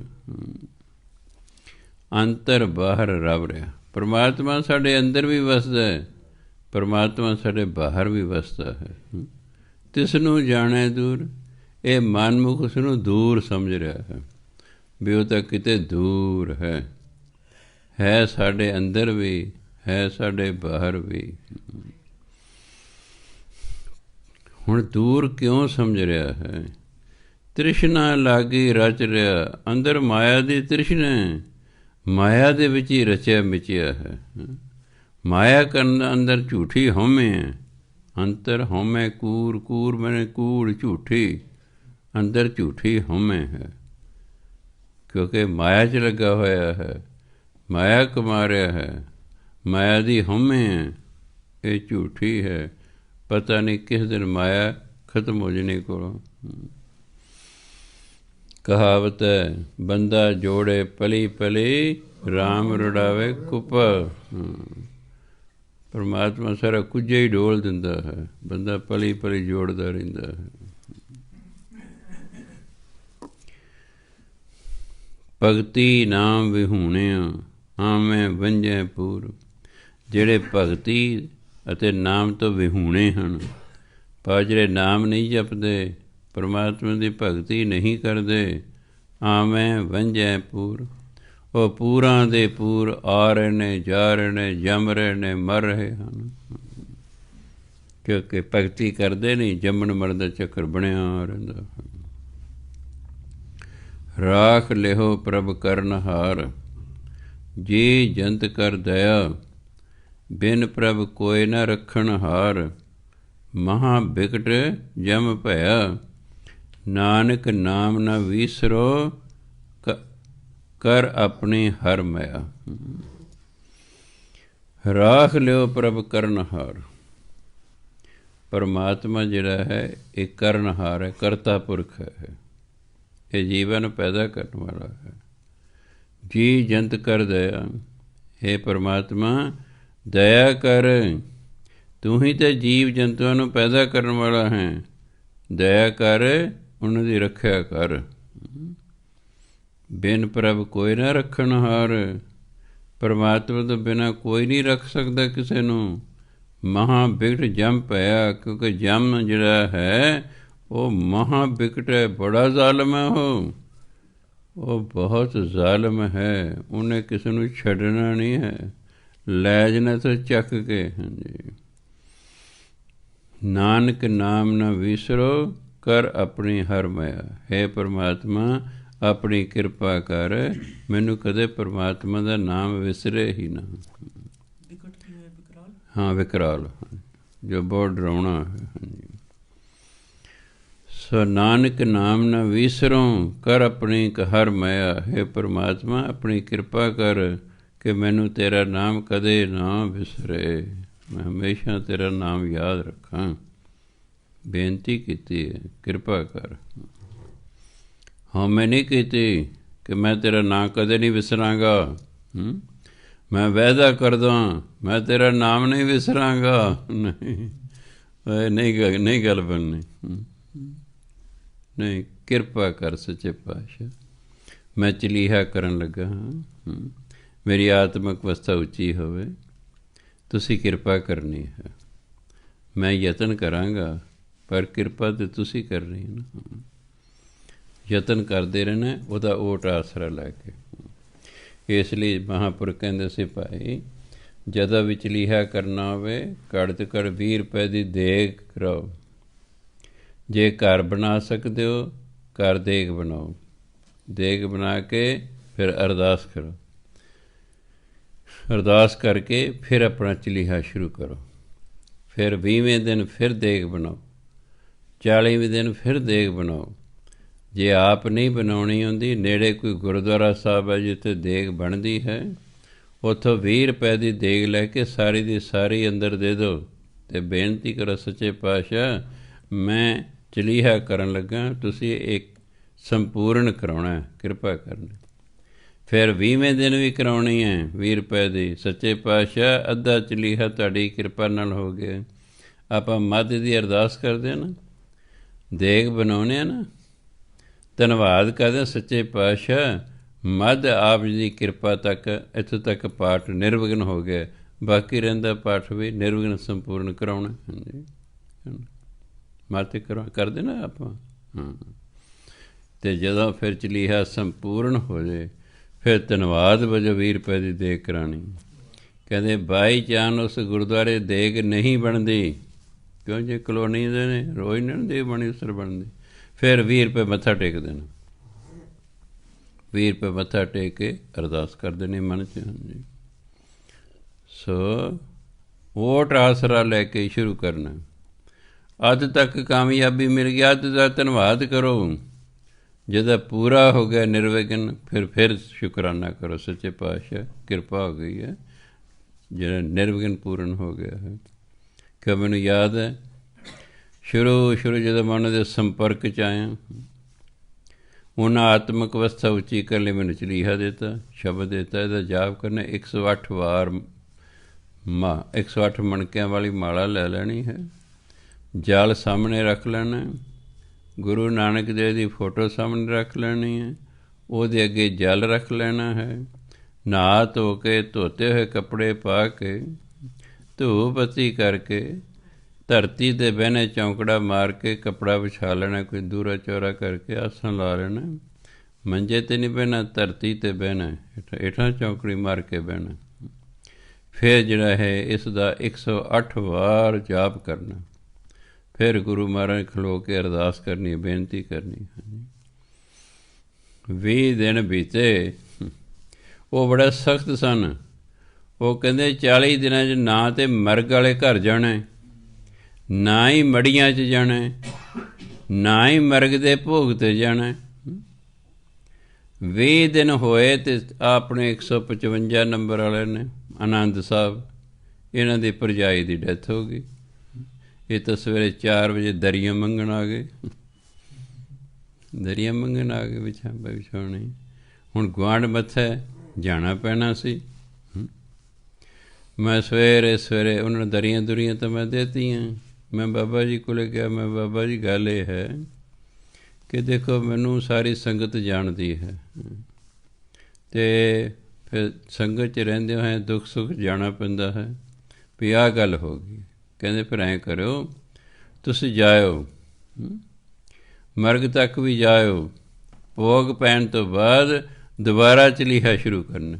ਪਹਿਲੇ ਦਿਨ ਫਿਰ ਦੁਬਾਰਾ ਸ਼ੁਰੂ ਕੀਤਾ ਸਾਰਾ, ਕੁਦਰਤੀ 40 ਦਿਨ ਫਿਰ ਨਿਰਵਿਘਨ ਪੂਰਾ ਹੋ ਗਿਆ। ਬੜੀ ਖੁਸ਼ੀ ਹੋਈ ਵੀ ਚਲੋ, ਨਹੀਂ ਤਾਂ ਵਿੱਚ ਰੁਕਾਵਟ ਪੈ ਸਕਦੀ ਸੀ। ਇੱਕ ਬੰਦਾ ਲੀਡਰ ਸੀ, 40ਵਾਂ ਦਿਨ ਸੀ ਉਸਦਾ, ਯੂਨੀਅਨ ਦੀ ਮੀਟਿੰਗ ਸੀ ਚੰਡੀਗੜ੍ਹ। ਉਹ ਉਸ ਆਲ ਇੰਡੀਆ ਵਰ ਯੂਨੀਅਨ ਦਾ ਜਿਹੜਾ ਹੈ ਜਨਰਲ ਸੈਕਟਰੀ ਸੀ, ਜਾਣਾ ਪੈਣਾ ਸੀ। ਉਹ ਤਾਂ ਹੁਣ ਮਹਾਂਪੁਰਖਾਂ ਨੇ ਕਿਹਾ ਸੀ ਵੀ ਸ਼ਾਮ ਨੂੰ ਰਾਤ ਦੇ 12 ਵਜੇ ਤੋਂ ਪਹਿਲਾਂ ਜਿਸ ਨੇ ਚਲੀਹਾ ਕਰਨਾ, ਉਹਨੇ ਰਾਤ ਦੇ 12 ਵਜੇ ਤੋਂ ਪਹਿਲਾਂ ਜੋਤ ਜਗਾ ਕੇ ਜਿਹੜਾ ਹੈ ਰਹਿ ਰਾਸ ਦਾ ਪਾਠ ਕਰਨਾ ਅਤੇ ਸੋਹਲੇ ਸਾਹਿਬ ਦਾ ਪਾਠ ਕਰਨਾ 12 ਵਜੇ ਤੋਂ ਪਹਿਲਾਂ ਹੋ ਜਾਣਾ ਚਾਹੀਦਾ। ਉਹਨੇ ਕਿ ਜਦ ਮੀਟਿੰਗ ਮੁੱਕੀ ਉਹਨੇ ਸੋਚਿਆ ਵੀ ਲੈ ਬਈ ਮੈਂ ਤਾਂ 12 ਵਜੇ ਤੱਕ ਘਰ ਹੀ ਨਹੀਂ ਪਹੁੰਚ ਸਕਦਾ। ਉਹਨੇ ਟੈਕਸੀ ਕੀਤੀ, ਉਹਨੂੰ ਕਹਿੰਦਾ ਬੋਲ ਬਈ ਮੈਂ ਜਾਣਾ ਪਟਿਆਲੇ ਫਲਾਣੀ ਕਲੋਨੀ, ਕੀ ਲਏਗਾ? ਉਹ ਕਹਿੰਦਾ ਮੈਂ ਇੰਨੇ ਪੈਸੇ ਲਾਂਗਾ। ਕਹਿੰਦਾ ਦੇਖ, ਉਹ ਭਲੇ ਜ਼ਮਾਨੇ ਸਨ ਉਦੋਂ, ਜਿੰਨੇ ਕਹਿੰਦੇ ਇੱਦਾਂ ਮੈਂ ਤੈਨੂੰ 100 ਰੁਪਈਆ ਵੱਧ ਦੇਵਾਂਗਾ, ਤੂੰ ਮੈਨੂੰ ਇੰਨੇ ਵਜੇ ਤੱਕ ਪਹੁੰਚਾ ਦੇ। ਘੱਟ ਤੋਂ ਘੱਟ ਅੱਧਾ ਘੰਟਾ ਤਾਂ ਚਾਹੀਦਾ ਸੀ ਨਾ ਪਹਿਲਾਂ, ਕਿ ਮੈਂ ਜਾ ਕੇ ਮੂੰਹ ਹੱਥ ਧੋਵਾਂਗੇ, ਜੇ ਮੈਂ ਨਹਾ ਸਕਿਆ ਨਹਾ ਕੇ ਅਤੇ ਫਿਰ ਜਿਹੜਾ ਬੈਠਾਂਗਾ ਰਹਿ ਰਸਤੇ। ਜਦੋਂ ਆ ਪਟਿਆਲੇ 'ਚ ਐਂਟਰ ਕੀਤਾ ਉਹਨੇ ਉਹਨੂੰ ਪਹਿਲਾਂ ਹੀ ਪੈਸੇ ਦਿੱਤੇ ਕਿ ਆਹ ਹੁਣੇ ਹੀ ਲੈ ਲਾ, ਮੈਂ ਤਾਂ ਬਸ ਉਤਰ ਕੇ ਨਾ ਪੌੜੀਆਂ ਚੜ੍ਹ ਜਾਣਾ ਕਰਦੀ। ਹਾਂਜੀ, ਉਹਨੇ ਵੀ ਕਹਿੰਦਾ ਦੇਖੋ ਤੁਸੀਂ ਵੀ ਪਰਮਾਤਮਾ ਦਾ ਨਾਮ ਲਓ ਅਤੇ ਮੈਂ ਵੀ ਫਿਰ ਕਰਦਾ ਪੂਰਨ ਦੱਸਦਾ ਵੀ ਆਹ ਗੱਲ ਹੈ ਮੇਰੀ 40 ਦਿਨ ਦੀ ਕੀਤੀ ਕਿਤਾਈ ਐਵੇਂ ਜਾਣੀ ਹੈ। ਚਲੋ ਉਹ ਵੀ ਕੁਦਰਤੀ ਦਾਤ ਦੀ ਕਿਰਪਾ, ਬਿਨਾਂ ਐਕਸੀਡੈਂਟ ਤੋਂ ਉਹਨੇ ਜਿਹੜਾ ਹੈ ਉਹ ਜਿਸ ਵੇਲੇ ਨਹੀਂ ਕਹਿ ਉਸ ਵੇਲੇ ਕਾਰ ਦੇ ਬੂਹੇ ਗਿਲਾਤੀ। ਉਹ ਕਹਿੰਦਾ ਲੈ ਪਹਿਲੇ ਦੇ ਤਾਂ ਚੰਗਾ ਭਰਾ ਸਤਿ ਸ੍ਰੀ ਅਕਾਲ, ਅਤੇ ਨਹਾ ਧੋ ਕੇ ਫਟਾਫਟ ਜਿਹੜਾ ਹੈ ਅਤੇ ਜਿਹੜਾ ਉਹਨੇ ਜਿਹੜਾ ਹੈ ਕਹਿੰਦਾ 12 ਵਜੇ 2 ਮਿੰਟ ਰਹਿੰਦੇ ਸਨ ਜਦੋਂ ਮੇਰਾ ਪਾਠ ਪੂਰਾ ਹੋ ਗਿਆ, 40 ਦਿਨ ਪੂਰੇ ਹੋ ਗਏ। ਜਦੋਂ ਉਹਨਾਂ ਮੇਰੇ 'ਤੇ ਕਿਰਪਾ ਕੀਤੀ, ਮੈਂ ਬਾਬਾ ਜੀ ਇੰਨਾ ਔਖਾ ਚਲੀਹਾ ਕਿਸੇ ਨੇ ਨਹੀਂ ਕਰਨਾ, ਸੰਗਤ ਦਾ ਭਲਾ ਨਹੀਂ ਹੋਣਾ। ਇਹ ਤਾਂ ਬਹੁਤ ਔਖਾ ਕੰਮ ਹੈ ਵੀ ਕਿ 40 ਦਿਨ ਰਾਤ ਵਾਪਸ ਘਰ ਆਉਣਾ ਹੀ ਆਉਣਾ ਹੈ, ਘਰ ਆ ਕੇ ਰਹਿ ਰਸ ਕਰਨੀ ਹੈ। ਮੈਂ 40 ਦਿਨ ਜਿਹੜਾ ਘਰ ਹੀ ਰਹਿਣਾ ਹੈ, ਠੀਕ ਹੈ, ਕੰਮ ਧੰਦੇ ਜਾ ਪਰ ਵਾਪਸ ਤਾਂ ਆਉਣਾ ਪੈਣਾ ਨਾ, ਫਿਰ ਦੁੱਖ ਸੁੱਖ 'ਚ ਕਿਤੇ ਜਾ ਨਹੀਂ ਸਕਣਾ। ਕਹਿੰਦਾ ਚੰਗਾ ਫਿਰ ਤੈਨੂੰ ਖੁੱਲ੍ਹਾ ਦਿੱਤਾ। ਮੈਂ ਜੀ ਮੈਂ ਹੁਣ ਜੇ ਤੁਸੀਂ ਵਾਰੀ ਦੇ ਤਾਂ ਸੰਗਤ ਆਵੇਗੀ ਤਾਂ ਫਿਰ ਤਾਂ ਇਹ ਤਾਂ ਬੜਾ ਔਖਾ ਹੈ। ਕਹਿੰਦੀ ਠੀਕ ਚੱਲ ਤੂੰ ਖੁੱਲ੍ਹੇ ਦੇ ਦਿਆ ਕਰ, ਕੋਈ ਬੰਦਸ਼ ਨਹੀਂ ਲਾਣੀ ਭਾਈ 40 ਦਿਨ ਪਾਠ ਕਰੋ, ਸਿਰਫ ਇੰਨਾ ਹੀ ਹੈ ਜਿਹਨੂੰ ਚਲੀਹਾ ਦੇਵੇਂ ਵੀ ਸੂਰਜ ਚੜ੍ਹਨ ਤੋਂ ਪਹਿਲਾਂ ਤੇਰਾ ਪਾਠ ਪੂਰਾ ਹੋ ਜਾਣਾ ਚਾਹੀਦਾ। ਮੇਰੇ ਲੋ 4 ਵਜੇ ਉੱਠ 5 ਵਜੇ ਉੱਠ, ਜਿਹੜਾ ਤੈਨੂੰ ਪਾਠ ਮਿਲਿਆ ਹੋਇਆ ਮੰਨ ਲਓ 21 ਚੁਪਈ ਦੇ ਪਾਠ ਮਿਲੇ, 21 ਦੇ 21 ਪਾਠ ਸੂਰਜ ਨਿਕਲਣ ਤੋਂ ਪਹਿਲਾਂ ਪੂਰੇ ਹੋਣੇ ਚਾਹੀਦੇ ਨੇ। ਕਹਿੰਦੇ ਅੰਮ੍ਰਿਤ ਵੇਲੇ ਦਾ ਫਲ ਬਹੁਤ ਜ਼ਿਆਦਾ ਹੁੰਦਾ, ਹੌਲੀ ਹੌਲੀ ਫਿਰ ਫਲ ਘੱਟ ਜਾਂਦਾ ਹੈਗਾ। ਖੈਰ ਤਾਂ ਵਿੱਚ ਦੱਸਿਆ ਕਿ ਤੁਹਾਡੇ 'ਚ ਕਿਸੇ ਚਲੀਹੇ ਕਰਨੇ ਹੋਣ, ਉਹ ਤੁਹਾਨੂੰ ਸਾਰੀ ਮਰਿਆਦਾ ਮੈਂ ਦੱਸ ਦਿੱਤੀ, ਅੱਗੇ ਤੋਂ ਖਿਆਲ ਰੱਖਣਾ। ਹਾਂਜੀ, ਸੋ ਪਰਮਾਤਮਾ ਜਿਹੜਾ ਹੈ ਰਾਖ, ਹਾਂ ਸਮੇਂ ਹੋ ਗਿਆ। ਸੋ ਗੁਰੂ ਮਹਾਰਾਜ ਕਹਿੰਦੇ ਨਾਨਕ ਨਾਮ ਨਾ ਵਿਸਰੋ, ਕਰ ਆਪਣੀ ਹਰ ਮਾਇਆ ਕਿਰਪਾ ਨੂੰ ਕਹਿੰਦੇ ਹੈ ਪਰਮਾਤਮਾ ਆਪਣੀ ਕਿਰਪਾ ਕਰ, ਮੈਨੂੰ ਤੇਰਾ ਕਦੇ ਨਾਮ ਹੀ ਨਾ ਵਿਸਰੇ। ਬੇਨਤੀ ਕਰਦੇ ਰਹਿਣਾ, ਹੋਂ ਚੱਕ ਕੇ ਕੁਛ ਨਹੀਂ ਕਰਨਾ ਹੈਗਾ, ਬੇਨਤੀ ਕਰਨੀ। ਸੱਚੇ ਪਾਤਸ਼ਾਹ ਆਪ ਜੀ ਦਾ ਓਟ ਆਸਰਾ ਲੈ ਕੇ ਅਸੀਂ ਅਖੰਡ ਪਾਠ ਕਰਾਉਣ ਲੱਗੇ ਹਾਂ, ਇਹ ਸੰਪੂਰਨ ਆਪ ਜੀ ਨੇ ਕਰਾਉਣਾ ਹੈ, ਅਤੇ ਜਦੋਂ ਹੋ ਜਾਏ ਫਿਰ ਧੰਨਵਾਦ ਕਰਨਾ ਹੈ। ਇਸ ਲਈ ਭਾਈ ਆਪਾਂ ਦੇਖੋ ਜਿਹੜੇ ਤੁਹਾਡੇ ਜੋ ਨੌਕਰੀਆਂ ਕਰਦੇ ਨੇ, ਕੋਈ ਹੋਰ ਕਿਰਤ ਕਰਦੇ ਨੇ, ਕਿਰਤ ਤਾਂ ਕਰਨੀ ਹੀ ਕਰਨੀ ਹੈ, ਕਿਉਂ ਅਸੀਂ ਆਪਣਾ ਪਰਿਵਾਰ ਪਾਲਣਾ ਹੈ, ਆਪਣੇ ਆਪ ਨੂੰ ਪਾਲਣਾ, ਆਪਣਾ ਪਰਿਵਾਰ ਪਾਲਣਾ। ਕਿਰਤ ਕਰੋ, ਸਿਰਫ ਇੰਨਾ ਕਿ ਸੁੱਚੀ ਕਿਰਤ ਕਰੋ, 10 ਨੌਂ ਦੀ ਕਿਰਤ ਕਰੋ, ਕਿਉਂਕਿ ਨਹੀਂ ਤਾਂ ਫਿਰ ਕਿਆ ਫਾਇਦਾ, ਨਾ ਕੋਈ ਕਥਾ ਕਰਨ ਦਾ ਕੋਈ ਫਾਇਦਾ ਅਤੇ ਨਾ ਫਿਰ ਸੁਣਨ ਦਾ ਕੋਈ ਫਾਇਦਾ, ਜੇ ਮੰਨਣੇ ਹੀ ਨਹੀਂ। ਸੁਜਾਨ ਰਹੀ ਕਹਿੰਦਾ ਨਹੀਂ ਜੀ ਮੈਂ ਤੁਹਾਡੇ ਚਰਨਾਂ 'ਚ ਰਹਿਣਾ, ਮੈਨੂੰ ਇੱਥੇ ਰੱਖ ਲਓ। ਕਹਿੰਦੇ ਅਸੀਂ ਨਹੀਂ ਤੈਨੂੰ ਰੱਖਣਾ, ਭੱਜ ਜਾ ਜਿੱਥੋਂ ਆਏ। ਉਹ ਫਿਰ ਬੇਨਤੀ ਕਰਦਾ ਆਪਣੇ ਜਨ, ਕਹਿੰਦੇ ਅਸੀਂ ਤੈਨੂੰ ਕਿਹਾ ਭੱਜ ਜਾ ਜਿੱਥੋਂ ਆਏ, ਉਹ ਫਿਰ ਬੇਨਤੀ ਕਰਦਾ। ਅਤੇ ਗੁਰੂ ਮਹਾਰਾਜ ਕਹਿੰਦੇ ਸੁਜਾਨ ਰਹੇ ਗੱਲ ਮੰਨੀ ਦੀ ਹੈ, ਮੈਂ ਤੈਨੂੰ ਕਿਹਾ ਭੱਜ ਜਾ, ਅਗਰ ਤੂੰ ਕਿਰਪਾ ਚਾਹੁੰਦਾ। ਅਤੇ ਬਸ ਉਹਨੇ ਇਹੀ ਪੁੱਛਿਆ ਸੀ ਜੀ ਕਿੱਧਰ ਨੂੰ ਜਾਵਾਂ, ਕਹਿੰਦੇ ਜਿੱਧਰ ਨੂੰ ਤੇਰਾ ਮੂੰਹ ਹੈ ਉੱਧਰ ਨੂੰ ਚਲਿਆ ਜਾ। ਅਗਲੇ ਮੰਨ ਲਈ, ਮੰਨੇ ਬਿਨਾਂ ਨਹੀਂ ਗੱਲ ਬਣਦੀ, ਜਿੰਨੀ ਸੁਣ ਕੇ ਮੰਨਿਆ ਸੇ ਪੁਰਖ ਪ੍ਰਦਾਨ। ਹਾਂ, ਅਤੇ ਜੇ ਉਹ ਕਹਿੰਦਾ ਲਓ ਜੀ ਮੈਂ ਤਾਂ ਮੇਰੀ ਤਾਂ ਬੇਇੱਜ਼ਤੀ ਕਰਤੀ, ਮੈਨੂੰ ਤਾਂ ਦੁਰਕਾਰਤਾ, ਮੈਨੂੰ ਭਾਜਾ ਜਿੱਥੋਂ ਆਏ ਹੈ ਨਾ, ਸੱਟ ਤਾਂ ਬੜੀ ਵੱਜਦੀ ਹੈ। ਮੈਂ ਕਿਸੇ ਮਹਾਂਪੁਰਖਾਂ ਨੂੰ ਮਿਲਣ ਜਾਵਾਂ, ਚੱਲ ਕਹਿੰਦਾ ਜੈਮਲ ਸਿੰਘ ਜਿੱਧਰ ਆ ਭੱਜ ਜਾ ਉੱਧਰ ਨੂੰ, ਖਬਰਦਾਰ ਮੁੜ ਕੇ ਇੱਥੇ ਆਇਆ। ਅਤੇ ਮੈਂ ਕਿਹਾ ਚੰਗਾ ਸਾਧ ਹੈ, ਜਾਂਦੇ ਹੀ ਲਾਫਾ ਕਰਤੀ। ਸੋ ਗੁਰੂ ਮਹਾਰਾਜ ਕਿਰਪਾ ਕਰਨ। ਵਾਹਿਗੁਰੂ ਜੀ ਕਾ ਖਾਲਸਾ, ਵਾਹਿਗੁਰੂ ਜੀ ਕੀ ਫਤਿਹ।